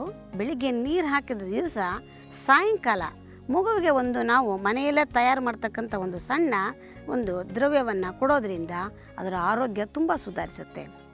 ಈ ಮಗು ಶರೀರದ ಒಳಗೆ ಇರುವಾಗ, ಹೊಟ್ಟೆಯಲ್ಲಿರುವಾಗ ಸಾಕಷ್ಟು ನೀರನ್ನೆಲ್ಲ ಸೇವನೆ ಮಾಡಿರುತ್ತೆ. ಶರೀರದಲ್ಲಿರ್ತಕ್ಕಂತಹ ಕಶ್ಮಲಗಳೆಲ್ಲ ಅದರೊಳಗೆ ಸೇರಿರುತ್ತೆ. ಶರೀರದಲ್ಲಿರ್ತಕ್ಕಂತಹ ಕಲ್ಮಶಗಳೆಲ್ಲ ಮಗುವಿನ ಹೊಟ್ಟೆಯ ಒಳಗೂ ಸೇರಿರುತ್ತೆ. ಹಾಗಾಗಿ ಇವೆಲ್ಲವನ್ನು ನಾವು ಹೊರದೂಡುವಂತಹ ಕಾರ್ಯವನ್ನು ಮಾಡಲೇಬೇಕಾಗತ್ತೆ. ಇದಕ್ಕೆ ನಾವು ಮಾಡಬೇಕಾಗಿರೋದಿಷ್ಟೇ, ಈ ಕೆಲವೊಂದು ಸಾಮಗ್ರಿಗಳನ್ನು ಗುರ್ತು ಹಾಕ್ಕೊಳ್ಳಿ. ನಾವು ಪ್ರತಿನಿತ್ಯದಲ್ಲಿ ಇದನ್ನು ನಾವು ಬಳಸ್ತೀವೋ ಇಲ್ವೋ ಗೊತ್ತಿಲ್ಲ, ಆದರೆ ನೀವು ಬಳಸದೇ ಇರತಕ್ಕಂಥವ್ರು ಗ್ರಂಥಿಗೆ ಅಂಗಡಿಗಳಲ್ಲಿ ಇದು ನಿಮಗೆ ಸಿಕ್ಕತ್ತೆ. ಮಗುವಿನ ಜನನ ಆದಾಗಲಿಂದ ಇದನ್ನು ನೀವು ಬಳಕೆ ಮಾಡೋದು ತುಂಬ ಒಳ್ಳೆಯದು. ಅದಕ್ಕೆ ನೀವು ಉಪಯೋಗಿಸುವಂತಹ ಸಾಮಗ್ರಿಗಳು ಯಾವ್ಯಾವುದು ಅಂತಂದರೆ ಒಣಶುಂಠಿ, ಬಜೆ, ಅರಿಶಿಣದ ಕೊಂಬು, ವಾಯುವಿಳಂಗ, ಒಂದು ಕಾಳು ಮೆಣಸು, ಸಣ್ಣ ರಾಸ್ಮೆ ಅಂತ ಸಿಗುತ್ತೆ ಅದು, ಮಾಪಾಳದ ಕಾಯಿ, ಜಾಕಾಯಿ, ಬಾದಾಮಿ. ಇದಿಷ್ಟರ ಜೊತೆಯಲ್ಲಿ ಅವಕಾಶ ಇರ್ತಕ್ಕಂಥವರು ಅಪರಂಜಿ ಚಿನ್ನ ಅಥವಾ ನಿಮ್ಮ ಕೈಯಲ್ಲಿರ್ತಕ್ಕಂಥ ಆಭರಣಗಳೇ, ಮನೆಯಲ್ಲಿರ್ತಕ್ಕಂಥ ಆಭರಣನೇ ಆಗಬಹುದು, ಒಂದು ಚೂರು ಬೆಳ್ಳಿ. ಇದಿಷ್ಟನ್ನು ಕೂಡ ನೀವು ಎರಡೆರಡೇ ಸುತ್ತು ಲೆಕ್ಕ ಇಟ್ಕೊಂಡು ಪ್ರತಿಯೊಂದನ್ನು ಕೂಡ ವಾಯುವಿಳಂಗ, ಒಣಶುಂಠಿ, ಅರಿಶಿಣದ ಕೊಂಬು, ಮೆಣಸು, ಚಿನ್ನ, ಬೆಳ್ಳಿ, ಬಾದಾಮಿ, ಕೆಂಪು ಕಲ್ಲು ಸಕ್ಕರೆ, ಜಾಕಾಯಿ, ಸಣ್ಣ ರಾಶ್ಮೆ ಮತ್ತು ಮಾಪಾಳದ ಕಾಯಿ, ಇದಿಷ್ಟನ್ನು ಎರಡೆರಡು ಸುತ್ತು ಮಾತ್ರ ತೇಯ್ದು ಇದನ್ನು ನಾವು ಒಂದು ಹರಳೆಣ್ಣೆಯ ದೀಪದಲ್ಲಿ ಒಂದು ಸೌಟಿನಲ್ಲಿ ಅಥವಾ ಚಮಚದಲ್ಲಿ ಇಟ್ಟು ಬರೀ ಹರಳೆಣ್ಣೆಯ ದೀಪದಲ್ಲಿಯೇ ಬಿಸಿ ಮಾಡಿಕೊಂಡು ಈ ಬಿಸಿ ಆರಿದ ನಂತರ ಇದಕ್ಕೆ 2 ತೊಟ್ಟು ಜೇನುತುಪ್ಪವನ್ನು ಮಿಶ್ರಣ ಮಾಡಿ ಮಗುವಿಗೆ ಕುಡಿಸ್ಬೇಕು. ಇದನ್ನು ಕುಡಿಸೋದ್ರಿಂದ ಏನಾಗುತ್ತೆ, ಮಗುವಿಗೆ ಒಂದು ರೀತಿ ಬೇದಿ ಎರೆಯುವ ರೂಪದಲ್ಲಿ ಶರೀರದಲ್ಲಿರ್ತಕ್ಕಂತಹ ಎಲ್ಲ ಕಲ್ಮಶಗಳು ಕೂಡ ಆಚೆ ಕಡೆಗೆ ಹೋಗುತ್ತೆ. ಅಷ್ಟೇ ಅಲ್ಲ, ಇದು ಶ್ವಾಸಕೋಶದಲ್ಲಿ ಸ್ವಲ್ಪ ಕಫ ಫಾರಮ್ ಆಗಿರುತ್ತೆ, ಕಫ ಎಲ್ಲ ಕಲೆಕ್ಟ್ ಆಗಿರುತ್ತೆ. ಅದೆಲ್ಲವನ್ನು ಕೂಡ ಕರಗಿಸಿ ನೀರಾಗಿ ಮಾಡಿ ಇದು ಮಲಮೂತ್ರಗಳ ರೂಪದಲ್ಲಿ ಹೊರಕ್ಕೆ ಹೋಗುತ್ತೆ. ನಾವು ಈ 10-15 ದಿವಸಗಳಲ್ಲಿ ಈ ಕೆಲವೊಂದನ್ನೆಲ್ಲ ಮಾಡೋದ್ರಿಂದ ಮುಂದೆ ಈ ಸಂಬಂಧಪಟ್ಟಂತಹ ಅಂದರೆ ಕಫ ಪ್ರಕೃತಿಯಿಂದ ಬರ್ತಕ್ಕಂತಹ ರೋಗಗಳಿರಬಹುದು ಅಥವಾ ಈ ಒಳಗಡೆ ಸೇರಿರ್ತಕ್ಕಂತಹ ಕಶ್ಮಲಗಳಿಂದ ಆಗ್ತಕ್ಕಂತಹ ಸಮಸ್ಯೆಗಳಿರ್ಬೋದು, ಇವೆಲ್ಲವನ್ನು ಕೂಡ ನಾವು ಮುಂದೆ ಬರದೇ ಇರೋ ರೀತಿ ತಡೆಗಟ್ಟೋದಕ್ಕೆ ಇದು ಸಹಾಯ ಆಗುತ್ತೆ. ಇದನ್ನು ನೀವು ಸುಮಾರು ಒಂದು 3 ತಿಂಗಳುಗಳ ಕಾಲ ಅಂದರೆ ಮಗುವಿನ ಜನನವಾದಾಗಿಂದ 3ನೇ ತಿಂಗಳು ತುಂಬುವವರೆಗೆ ಪ್ರತಿ ದಿನ ಬಿಟ್ಟು ದಿನ ಆಲ್ಟರ್ನೇಟ್ ಡೇಸಲ್ಲಿ ಇದನ್ನು ನೀವು ಕೊಡ್ತಾ ಬಂದರೆ ಸಾಕಷ್ಟು ಅನುಕೂಲ ಆಗತ್ತೆ. ಅದರಲ್ಲಿ ನೋಡಿ, ವಾಯುವಿಳಂಗ ವಾಯುವನ್ನು ಶರೀರದಲ್ಲಿ ಸೇರಿರ್ತಕ್ಕಂಥ ಗಾಳಿ ಅಂಶ ಏನಾದ್ರು ಇದ್ದರೆ ಹೊರಕ್ಕೆ ಹಾಕತ್ತೆ. ಕೆಲವು ಮಕ್ಕಳಿಗೆ ಹುಟ್ಟಿದಾಗಲೇ ತಾನೇ ಬೇದಿ ಜಾಸ್ತಿ ಆಗ್ತಾ ಇರುತ್ತೆ. ಈ ಜಾಕಾಯಿ ಹಾಕೋದ್ರಿಂದ ಆ ಒಂದು ಆಗ್ತಾ ಇರತಕ್ಕಂಥ ಬೇದಿ ಅಂಶ ಕಡಿಮೆ ಆಗುತ್ತೆ. ಹೀಗೆ ಪ್ರತಿಯೊಂದರಲ್ಲೂ ಕೂಡ ಈ ಮೆಣಸು ಮತ್ತು ಅರಿಶಿನ ಹಾಕೋದ್ರಿಂದ ಮೆಣಸಿನಿಂದ ಕಫ ಏನಾದ್ರು ಇದ್ದರೆ ಹೊರದೂಡಲ್ಪಡುತ್ತೆ. ಅರಿಶಿಣದಿಂದ ಯಾವುದೇ ರೀತಿಯ ಇನ್ಫೆಕ್ಷನ್ ಆಗಲಿ ಯಾವುದೇ ಸೋಂಕುಗಳಾಗಲಿ ಶರೀರದ ಒಳಗೆ ಆಗದೇ ಇರೋ ರೀತಿ ತಡೆಗಟ್ಟುತ್ತೆ. ಈ ಬಜೆಯನ್ನು ತೇಯ್ದು ನೆಕ್ಕಿಸೋದ್ರಿಂದ ಅದು ಅದರ ಸ್ವರ ಶುದ್ಧಿಯಾಗಿ ಮುಂದೆ ಮಾತನಾಡೋದಕ್ಕೆ ತುಂಬ ಸಹಕಾರಿಯಾಗತ್ತೆ. ನಾಲಿಗೆ ತೆಳ್ಳಗೆ ಆಗುತ್ತೆ. ಮತ್ತು ಶುದ್ಧವಾದ ಈ ಕೆಲವು ಮಕ್ಕಳು ತುಂಬ ಸ್ಪಷ್ಟವಾಗಿ ಮಾತಾಡ್ತಾರೆ. ಕೆಲವು ಮಕ್ಕಳು ಬಾಯಿನಲ್ಲಿ ಈ ರ ಕ ಈ ಥರ ರಕಾರಗಳು ಇಂಥ ಕೆಲವು ಸ್ವರಗಳೇ ಹೊರಡೋದಿಲ್ಲ ಮಕ್ಕಳಿಗೆ. ಆ ತರಹ ಎಲ್ಲ ಆಗುವಂಥ ಮಕ್ಕಳಿಗೆ ಈ ಬಜೆಯನ್ನು ನಾವು ಈ ಸಣ್ಣ ಮಗುವಿನಿಂದ ತಿನ್ನಿಸ್ತಾ ಬಂದರೆ ಆ ಸಮಸ್ಯೆಗಳೆಲ್ಲ ಬರೋದಿಲ್ಲ. ಸ್ವರವೂ ಕೂಡ ತುಂಬ ಶುದ್ಧಿಯಾಗತ್ತೆ, ಕಂಠವೂ ಕೂಡ ತುಂಬ ಶುದ್ಧಿಯಾಗತ್ತೆ. ಮತ್ತು ಈ ಚಿನ್ನ ಬೆಳ್ಳಿ ಎಲ್ಲನೂ ತಿನ್ನಿಸಿ ಅಂತ ಹೇಳಿದ್ರಿ ಅಂತ ನಿಮ್ಗೆ ಅನ್ನಿಸ್ತಾ ಇರ್ಬೋದು. ನೋಡಿ, ಚಿನ್ನ ಮತ್ತು ಬೆಳ್ಳಿಯ ಭಸ್ಮವಾಗಲಿ ಅಥವಾ ಅದನ್ನೇ ನೇರವಾಗಿ ಚೆನ್ನಾಗಿ ಎರಡೇ ಸುತ್ತು ತೇಯ್ದು, ಯಾಕೆಂದರೆ ಸಣ್ಣ ಮಗು ಅದು, ಅದಕ್ಕೆ ನಾವು ವಿಪರೀತವಾಗಿ ಕೂಡ ಇದನ್ನು ಕೊಡಬಾರ್ದು. ಒಳ್ಳೆಯದು ಅಂತ ಹೇಳಿ ಯಾವುದನ್ನು ಅತಿಯಾಗಿ ಸೇವನೆ ಮಾಡಬಾರ್ದು. 2 ಸುತ್ತು ಚಿನ್ನ, 2 ಸುತ್ತು ಬೆಳ್ಳಿ, ಇದನ್ನು ಮತ್ತು ಬಾದಾಮಿ ಇದನ್ನು ಮಗುವಿಗೆ ಸಣ್ಣ ಮಗುವಿನಿಂದ ಕೊಡ್ತಾ ಬಂದರೆ ಅದು ಮಗುವಿನ ಬುದ್ಧಿಶಕ್ತಿಯನ್ನು ಚುರುಕು ಮಾಡುತ್ತೆ. ಮತ್ತು ಜ್ಞಾಪಕ ಶಕ್ತಿ, ಸ್ಮರಣ ಶಕ್ತಿ ಇದೆಲ್ಲವೂ ಕೂಡ ವೃದ್ಧಿಸುತ್ತೆ. ಮತ್ತು ಅದಕ್ಕೆ ಆರೋಗ್ಯದಲ್ಲಿ ಕೂಡ ಒಳ್ಳೆ ನರಗಳಲ್ಲೆಲ್ಲ ಕೂಡ ತುಂಬ ಬಲ ಬರುತ್ತೆ. ನರ ದೌರ್ಬಲ್ಯಗಳು ಮುಂದೆ ಬರೋದಿಲ್ಲ. ಈ ನರ ದೌರ್ಬಲ್ಯ ಇರ್ತಕ್ಕಂಥವ್ರು ದೊಡ್ಡವರಾದ ಮೇಲೂ ಕೂಡ ಈ ಚಿನ್ನ ಮತ್ತು ಬೆಳ್ಳಿಯ ಭಸ್ಮವನ್ನು ಬಳಸ್ತಾ ಬಂದರೆ ಸಾಕಷ್ಟು ಪ್ರಯೋಜನ. ಅದನ್ನು ಕೂಡ ನಾವು ಮುಂದೊಂದು ಸಾರಿ ಹೇಳೋಣ. ಈಗ ಮಗುವಿಗೆ ನಾವು ಇದನ್ನೆಲ್ಲ ಕೊಡೋದ್ರಿಂದ ಮುಂದೆ ಈ ನರ ದೌರ್ಬಲ್ಯವಾಗಬಹುದು ಮತ್ತು ನರ ಸಂಬಂಧಿ ಯಾವುದೇ ರೀತಿ ಸಮಸ್ಯೆಗಳಾಗಲಿ ಬರೋದಿಲ್ಲ. ಪ್ರತಿಯೊಂದನ್ನು ನಾವು ಒಂದೊಂದು ಯಾವ್ಯಾವ ಅಂಶಗಳು ಹೇಳಿದ್ವಿ, ಎಲ್ಲದರಲ್ಲೂ ಕೂಡ ವಿಶೇಷವಾದ ಒಂದು ಗುಣಗಳಿದೆ. ಇವೆಲ್ಲವನ್ನು ನಾವು ಮಗುವಿಗೆ ಸಣ್ಣದರಿಂದನೇ ಕೊಡ್ತಾ ಬಂದರೆ ಅದೆಲ್ಲವನ್ನೂ ಅದು ಸ್ವೀಕಾರ ಮಾಡಿ ಒಳ್ಳೆಯ ಒಂದು ಸತ್ಪ್ರಜೆಯಾಗೋದಕ್ಕೆ ಸಹಾಯ ಆಗುತ್ತೆ. ಆರೋಗ್ಯವಂತ ದೃಢಕಾಯದಂಥ ಮಗು ನಮಗೆ ಸಿಕ್ಕತ್ತೆ. ಮಗುವನ್ನು ನಾವು ಯಾವ ರೀತಿಯೆಲ್ಲನೂ ಕೂಡ ಚೆನ್ನಾಗಿ ಪೋಷಣೆಯನ್ನು ಮಾಡಬಹುದು ಅನ್ನೋದನ್ನು ತಿಳ್ಕೊಳ್ಳೋಣ ಒಂದು ಸಣ್ಣ ವಿರಾಮದ ನಂತರ.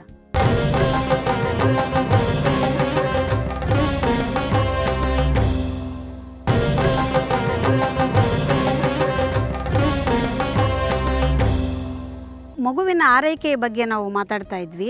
ಮತ್ತಷ್ಟು ವಿಚಾರಗಳನ್ನು ಇವಾಗ ತಿಳ್ಕೊಳ್ಳೋಣ. ಈ ಕೆಲವು ಮಕ್ಕಳಿಗೆ ಸ್ವಲ್ಪ ಜಾಸ್ತಿಯಾಗಿ ಬೇದಿಯಾಗೋದಕ್ಕೆ ಶುರುವಾಗುತ್ತೆ. ಅಂತಹ ಸಂದರ್ಭದಲ್ಲಿ ಹುಣಸೆ ಬೀಜ, ನಿಮ್ಮ ಮನೆಯಲ್ಲಿ ಡಬ್ಬದಲ್ಲಿ ಹುಣಸೆ ಹಣ್ಣು ಇದ್ದೇ ಇರುತ್ತೆ, ಅದನ್ನೆಲ್ಲ ಹುಡುಕಿದ್ರೆ 2 ಬೀಜ ಸಿಕ್ಕತ್ತೆ.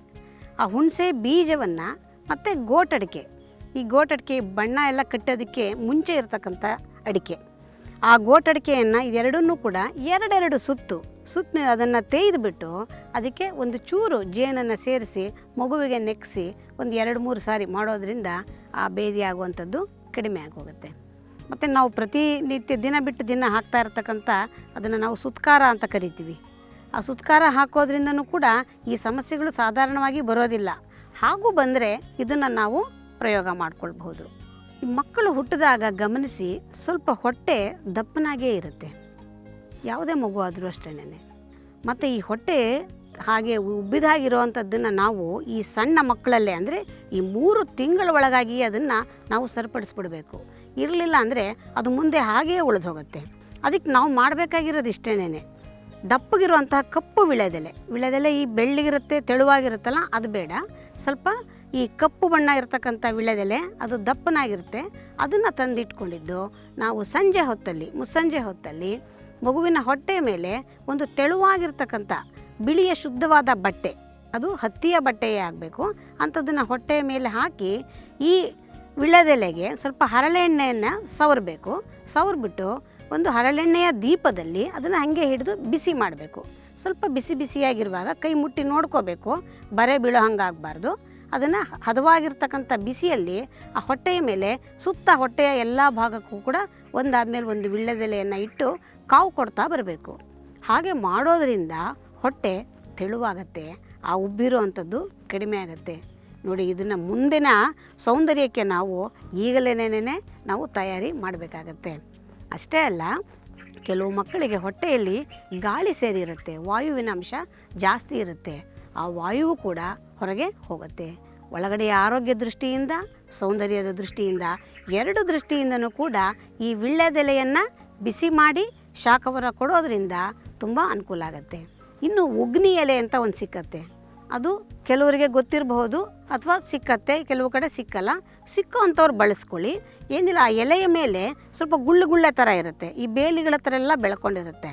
ಆ ಉಗ್ನಿ ಎಲೆಯನ್ನು ತಂದು ಕೂಡ ಇದೇ ರೀತಿ ಎಣ್ಣೆಯನ್ನು ಸವರಿ ಅದನ್ನು ಹೊಟ್ಟೆಯ ಮೇಲೆ ಶಾಖವನ್ನು ಕೊಡೋದ್ರಿಂದ ಅದರಿಂದನೂ ಕೂಡ ತುಂಬ ಅನುಕೂಲ ಆಗುತ್ತೆ.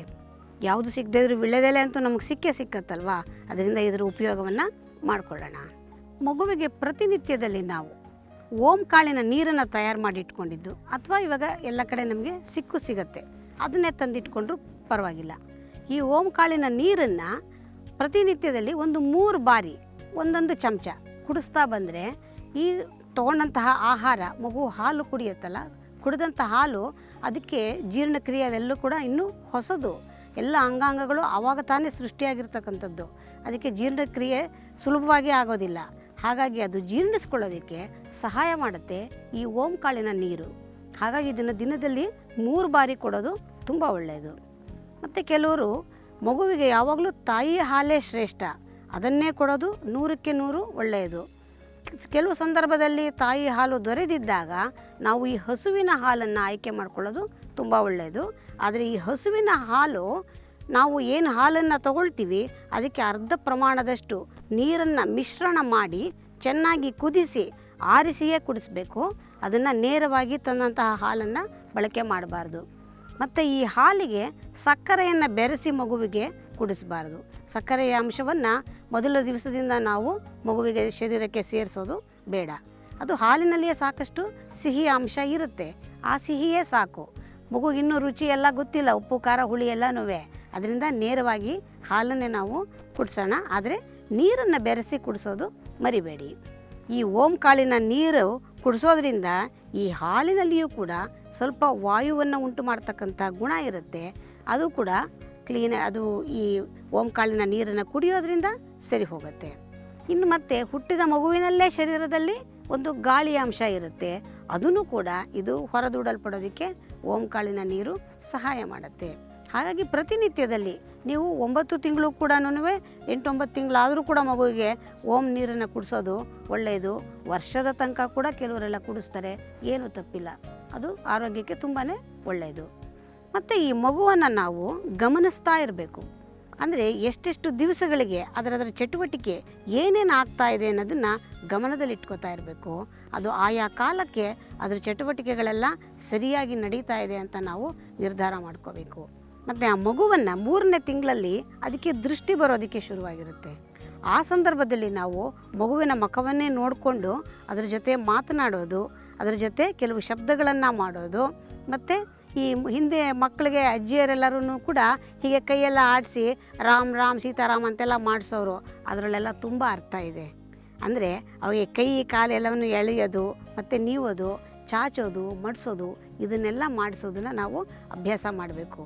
ಅಷ್ಟೇ ಅಲ್ಲ, ನಾವು ಮಗುವಿನ ಜೊತೆ ಮಾತಾಡ್ತಾ ಅದು ನಮ್ಮ ಶಬ್ದವನ್ನು ಗ್ರಹಿಸ್ಕೊಳ್ಳುವಂತಹ ಶಕ್ತಿ ಅದಕ್ಕೆ ಶುರುವಾಗತ್ತೆ. ನಮ್ಮನ್ನು ನೋಡೋದಕ್ಕೆ ಅದು ಶುರು ಮಾಡುತ್ತೆ. ನಾವು ಮಾತಾಡಿಸಿದಾಗ ಆ ಶಬ್ದದ ಮುಖಾಂತರ ನಮ್ಮನ್ನು ಅದು ದೃಷ್ಟಿ ಇಟ್ಟು ನೋಡೋದಕ್ಕೆ ಶುರುವಾಗುತ್ತೆ. ಹಾಗಾಗಿ ಅದರ ದೃಷ್ಟಿ ಚುರುಕುಗೊಳ್ಳೋದಕ್ಕೆ ಶುರುವಾಗುತ್ತೆ.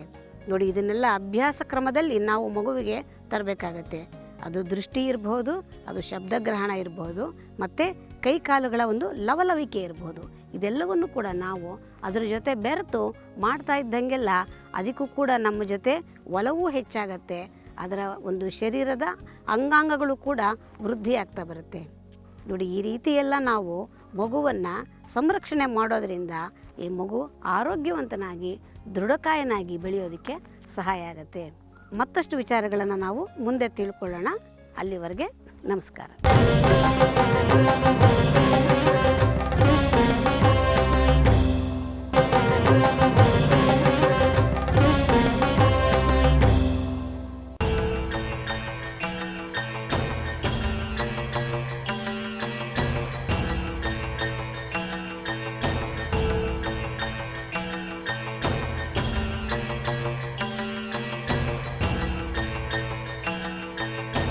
ಓಂ ಶ್ರೀ ಮುಕ್ತಿನಾಗಾಯ ನಮಃ. ಭುಜಂಗೇಶಾಯ ವಿದ್ಮಹೇ ಸರ್ಪರಾಜಾಯ ಧೀಮಹಿ ತನ್ನೋ ಮುಕ್ತಿನಾಗ ಪ್ರಚೋದಯಾತ್.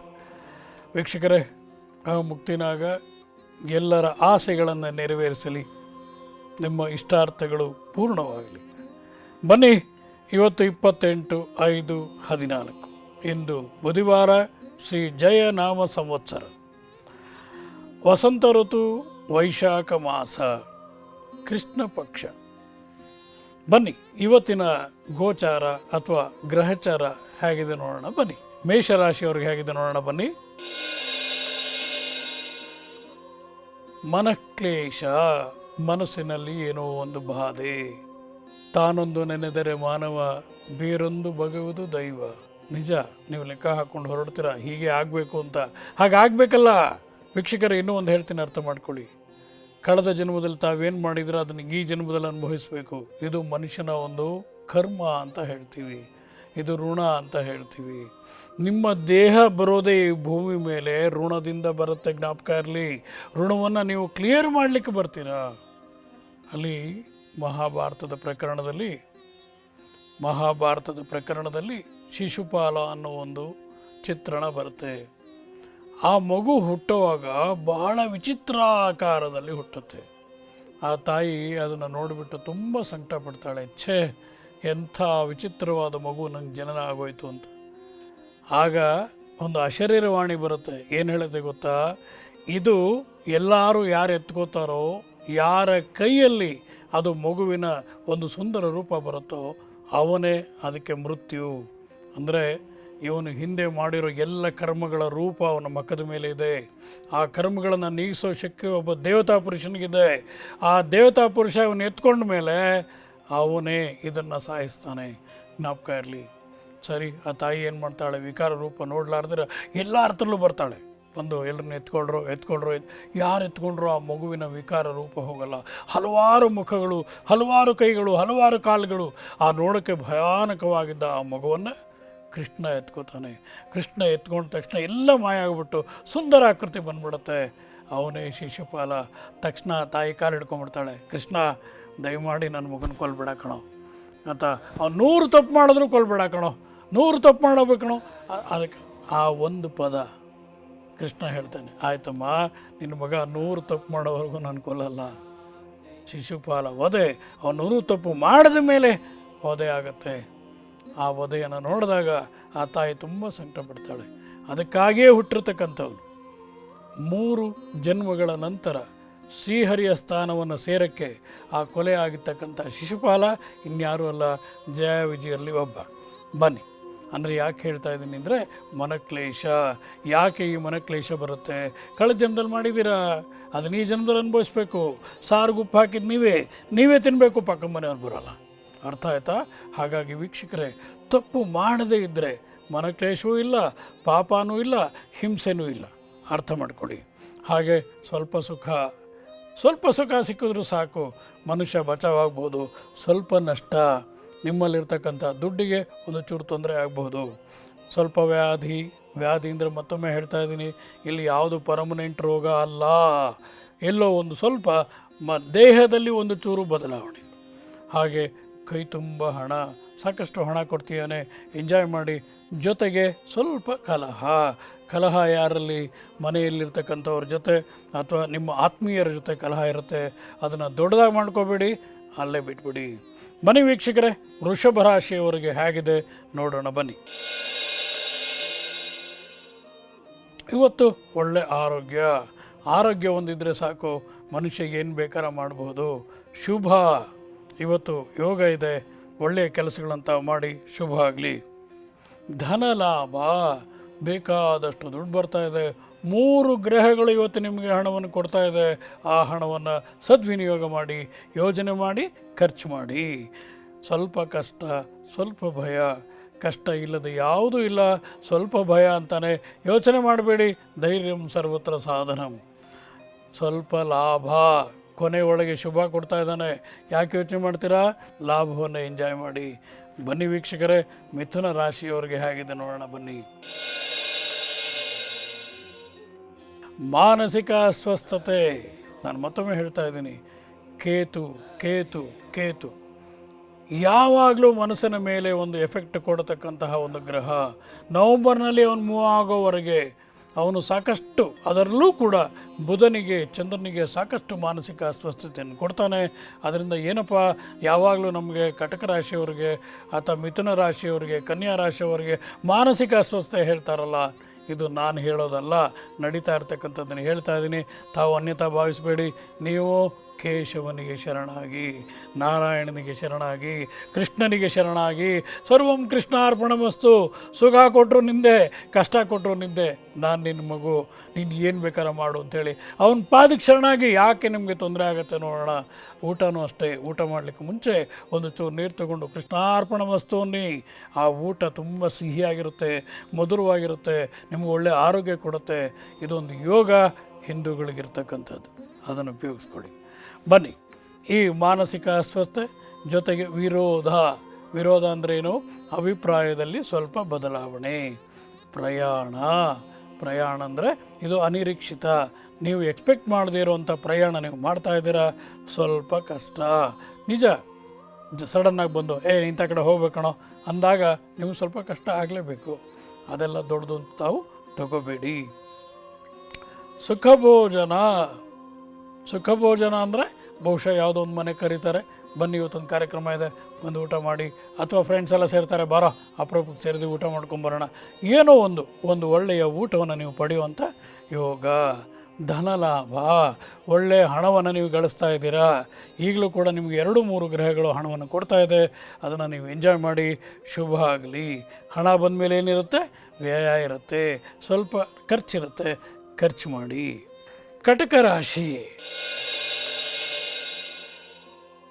ಕಟಕ ರಾಶಿಯವರಿಗೆ ಇವತ್ತು ನಿಮ್ಮ ಅದೃಷ್ಟ ತುಂಬ ಚೆನ್ನಾಗಿದೆ.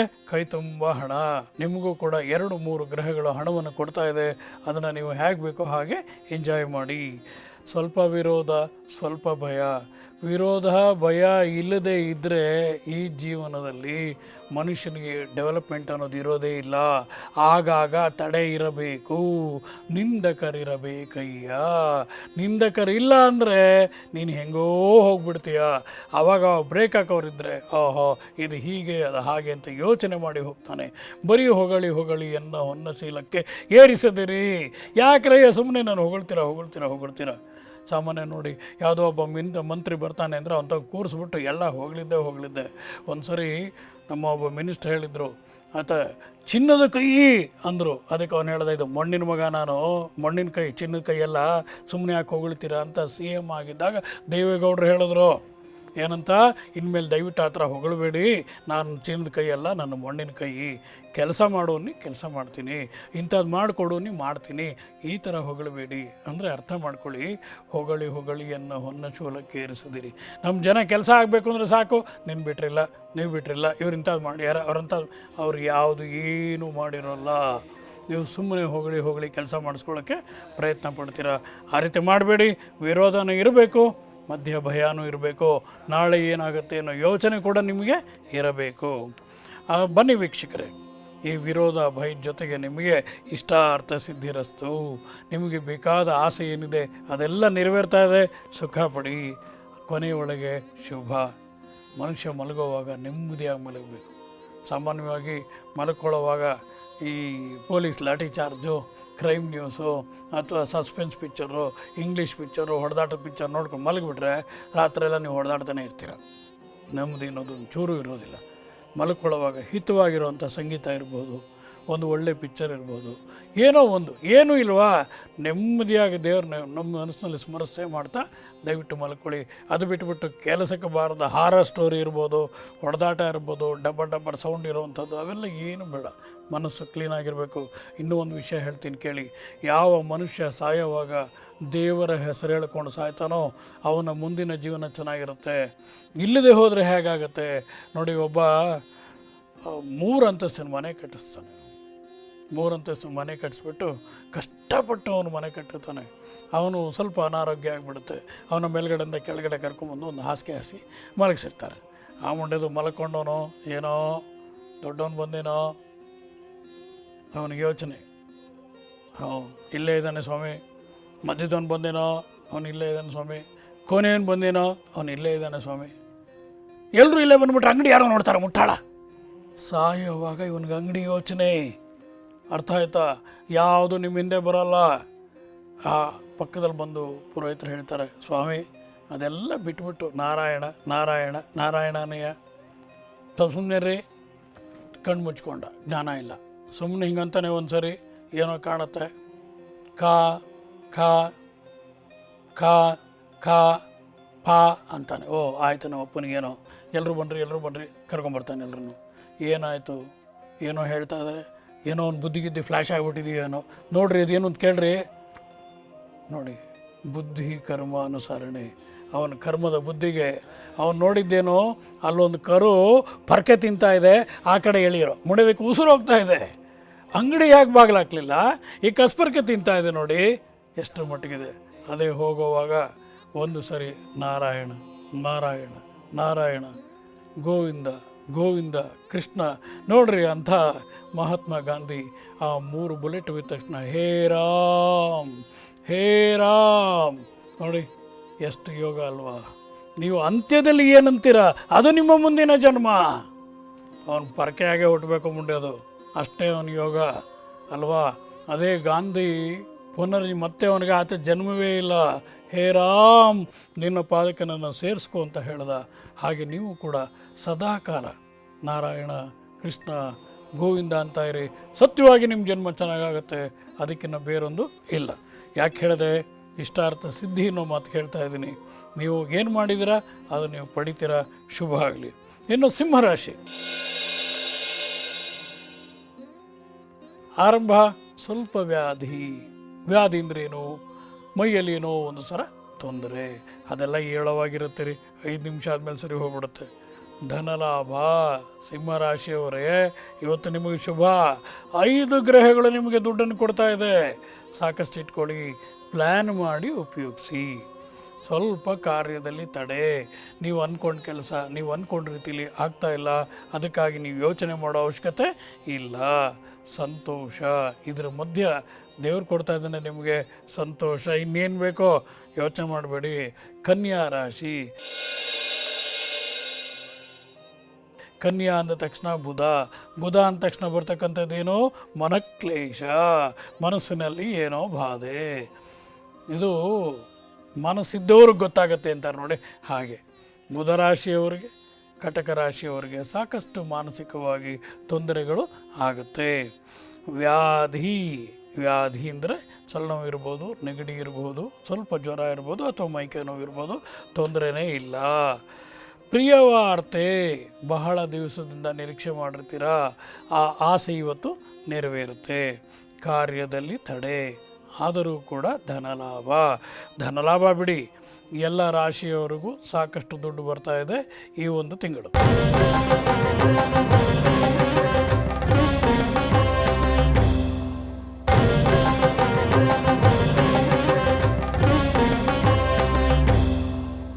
ಇನ್ನು ಬನ್ನಿ ವೀಕ್ಷಕರೇ, ತುಲಾ ರಾಶಿಯವರಿಗೆ ಹೇಗಿದೆ ನೋಡೋಣ ಬನ್ನಿ.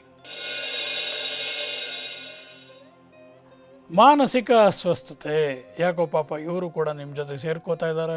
ಸ್ವಲ್ಪ ಮನಸ್ಸಿನಲ್ಲಿ ಬದಲಾವಣೆ ಆಗ್ತಾ ಇದೆ, ಸ್ವಲ್ಪ ಚಂಚಲ ಆಗ್ತಾ ಇದೆ. ಆದರೆ ನಾನಾಗಲೇ ಹೇಳಿದೆ, ಧೈರ್ಯಂ ಸರ್ವತ್ರ ಸಾಧನಂ. ಯಾವುದೇ ಸಂದರ್ಭ ಬರಲಿ ಧೈರ್ಯಗೆಡಬೇಡಿ. ಧೈರ್ಯದಿಂದ ಮಾತ್ರ ನೀವು ಬದುಕಲಿಕ್ಕೆ ಸಾಧ್ಯ.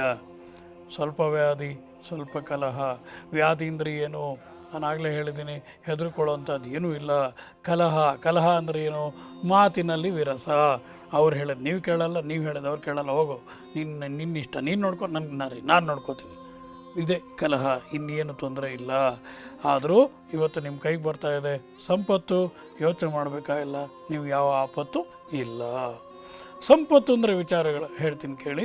ಬರಬೇಕಾದಂತಹ ಪಿತ್ರಾರ್ಜಿತ ಇರಬಹುದು, ಬರಬೇಕಾದಂತಹ ಯಾವುದೇ ಒಂದು ಆಸ್ತಿ ನಿಮ್ಮ ಕೈ ಸೇರುವಂಥ ಯೋಗ ಇರುತ್ತೆ. ಬನ್ನಿ ವೀಕ್ಷಕರೇ, ವೃಶ್ಚಿಕ ರಾಶಿಯವರಿಗೆ ಹೇಗಿದೆ ನೋಡೋಣ ಬನ್ನಿ. ಕೈಯಲ್ಲಿ ಹಣ, ದುಡ್ಡು ಬಂತು ಅಂದರೆ ಸಾಕು ರೀ. ಮನುಷ್ಯ ಎಲ್ಲರೂ 90% ಜನ ಕಷ್ಟಪಡೋದು ಯಾಕೆ ಅಂದ್ಕೊಂಡಿದ್ದೀರ? ದುಡ್ಡಿಗೋಸ್ಕರ. ಆದರೆ ದಯಮಾಡಿ ತಿಳ್ಕೊಳ್ಳಿ, ಅನ್ಯಾಯದ ಹಣ ಬೇಡ, ಅನ್ಯಾಯದ ಹಣ ಬೇಡ. ಅಂದರೆ ಸಾಮಾನ್ಯವಾಗಿ ಲಂಚ ತಗೊಳ್ಳೋವಂಥದ್ದು, ಮೋಸ ಮಾಡುವಂಥದ್ದು ಇವೆಲ್ಲ ಮಾಡಬೇಡ್ರಿ. 5 ರೂಪಾಯಿ ನೀವು ಲಂಚ ತಗೊಂಡ್ರೆ 50 ರೂಪಾಯಿ ಪೆನಾಲ್ಟಿ ಕೊಡ್ತೀರಾ. ಒಬ್ಬನ್ನ ಅನ್ಯಾಯವಾಗಿ ನೀನು ಅಪರಾಧಿ ಅಂತ ಕನ್ಸಿಡರ್ ಮಾಡಿದ್ರೆ ನಿಮ್ಮ ವಂಶದಲ್ಲಿ ಎಷ್ಟೋ ಜನ ತೊಂದರೆಗೆ ಒಳಗಾಗ್ತಾರೆ. ಆ ತೊಂದರೆ ನೀವು ಸಿಕ್ಕಾಕ್ಕೋಬೇಡಿ, ಆಯಿತಾ? ಆಮೇಲೆ ಸಂತೋಷ, ಜೊತೆಯಲ್ಲಿ ಶೋಕ. ಯಾವಾಗಲೂ ಅಷ್ಟೇ, ಅಥವಾ ಸಿಹಿ ತಿಂದ ಮೇಲೆ ಖಾರ ತಿನ್ನೋದು ಅಲ್ವಾ? ಸಂತೋಷ ಆಯಿತು, ಈಗೇನು ಶೋಕ. ಶೋಕ ಅಂದ್ರೇನು? ಯಾರೋ ನಿಮ್ಮ ಕಡೆಯವ್ರಿಗೇನೋ ತೊಂದರೆ ಆಗಿದೆ ಅಂತ ನಿಮಗೆ ನ್ಯೂಸ್ ಬರ್ತಾ ಇದೆ. ಸ್ತ್ರೀ ಸೌಖ್ಯ, ಸ್ತ್ರೀ ಸೌಖ್ಯ ಅಂದರೆ ಇಲ್ಲಿ ನಿಮ್ಮ ತಾಯಿ ಚೆನ್ನಾಗಿದ್ದಾರೆ, ನಿಮ್ಮ ಒಡಹುಟ್ಟಿದವ್ರು ಚೆನ್ನಾಗಿದ್ದಾರೆ, ನಿಮ್ಮ ಹೆಂಡತಿ ಚೆನ್ನಾಗಿದ್ದಾರೆ, ನಿಮ್ಮ ಹೆಣ್ಮಕ್ಳು ಚೆನ್ನಾಗಿದ್ದಾರೆ. ಇದಕ್ಕಿನ್ನ ಇನ್ನೇನು ಬೇಕ್ರಿ ಯೋಗ ನಿಮಗೆ? ಅದಕ್ಕಿನ್ನ ಯೋಗ ಇನ್ನೊಂದಿಲ್ಲ. ನೀವು ನೆಮ್ಮದಿಯಾಗಿ ಇರಬಹುದು. ಧನುಸು ರಾಶಿಯವರಿಗೆ ಹೇಗಿದೆ ನೋಡೋಣ ಬನ್ನಿ. ಸ್ವಲ್ಪ ಕಷ್ಟ, ಧನಲಾಭ. ಧನುಸು ರಾಶಿಯವರಿಗೆ ಕೈ ತುಂಬ ಹಣ. 5 ಗ್ರಹಗಳು ಇವತ್ತು ನಿಮಗೆ ದುಡ್ಡು ಕೊಡ್ತಾ ಇದೆ. ಎಂಜಾಯ್ ಮಾಡಿ. ಸಂತೋಷ, ಜೊತೆಯಲ್ಲಿ ಶೋಕ. ಸ್ತ್ರೀ ಸೌಖ್ಯ, ಆಯಿತಾ?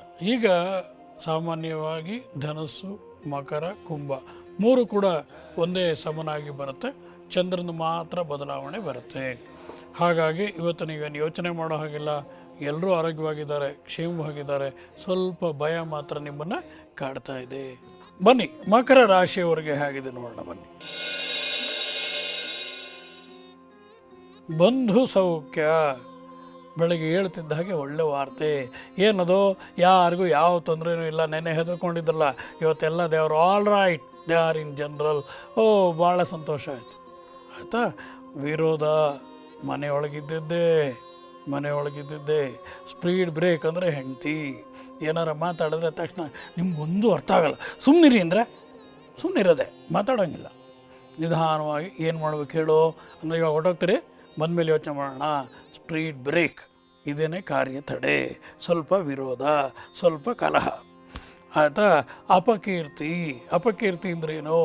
ನಾವು ಮಾಡದೇ ಇರತಕ್ಕಂತಹ ಒಂದು ತಪ್ಪಿಗೆ ನಮ್ಮ ಮೇಲೆ ಬೈಗಳ ಬರೋಂಥದಕ್ಕೆ ಅಪಕೀರ್ತಿ ಅಂತ ನಾವು ಕರಿತೀವಿ. ಸ್ವಲ್ಪ ಭಯ. ವೀಕ್ಷಕರೇ, ದಯಮಾಡಿ ಹೇಳ್ತೀನಿ ಕೇಳಿ, ಯಾರು ಬೆಳಗ್ಗೆ ಎದ್ದು ದೇವರಿಗೆ ನಮಸ್ಕಾರ ಮಾಡ್ತಾರೋ ಅವ್ರಿಗೆ ಯಾವ ತೊಂದರೆಗಳು ಆಗಲ್ಲ. ಹೇಳುವಾಗ ಎದ್ದ ತಕ್ಷಣ ಬೆಕ್ಕನ್ನು ನೋಡಬಾರ್ದು, ಎದ್ದ ತಕ್ಷಣ ನೀವು ಸೌದೆಯನ್ನು ನೋಡಬಾರ್ದು, ಎದ್ದ ತಕ್ಷಣ ಚಪ್ಪಲಿಯನ್ನು ನೋಡಬಾರ್ದು, ಎದ್ದ ತಕ್ಷಣ ಪರಕೆಯನ್ನು ನೋಡಬಾರ್ದು. ಅರ್ಥ ಆಯ್ತಾ?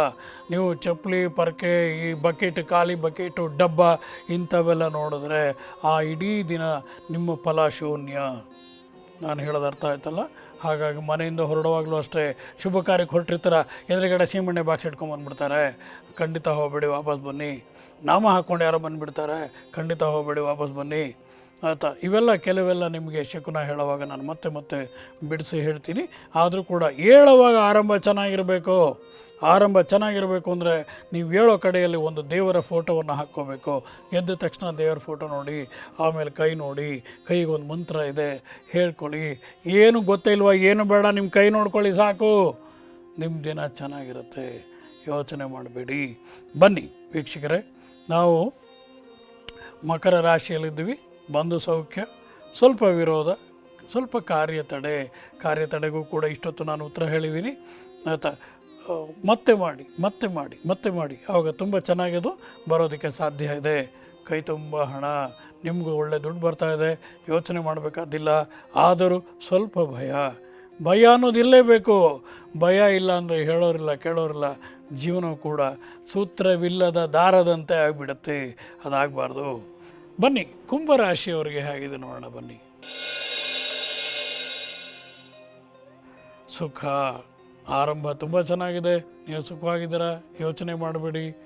ಧನಲಾಭ, ಕೈ ತುಂಬ ಹಣ ಬರುತ್ತೆ. 3 ಗ್ರಹಗಳು ಇವತ್ತು ನಿಮಗೆ ದುಡ್ಡನ್ನು ಕೊಡ್ತಾ ಇದೆ, ನೀವು ಅದನ್ನು ಎಂಜಾಯ್ ಮಾಡಿ. ಆಯಿತಾ? ಸ್ವಲ್ಪ ಭಯ, ಸ್ವಲ್ಪ ಅಪಕೀರ್ತಿ.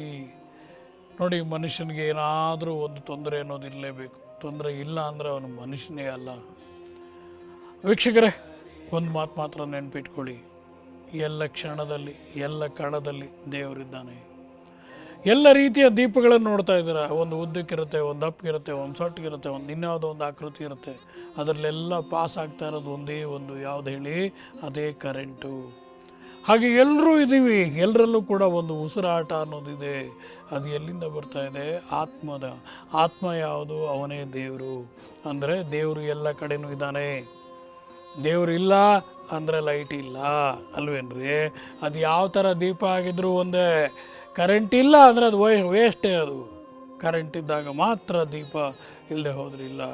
ಹೂವಿನ ಜೊತೆ ನಾರು ಹೇಗೆ ಇರುತ್ತೋ ಹಾಗೆ ನೀವೆಲ್ಲ ಹೂಗಳು, ಬೇರೆ ಬೇರೆ ಥರದ ಹೂಗಳು. ಆ ನಾರು ಯಾವುದು ಗೊತ್ತೇನ್ರಿ?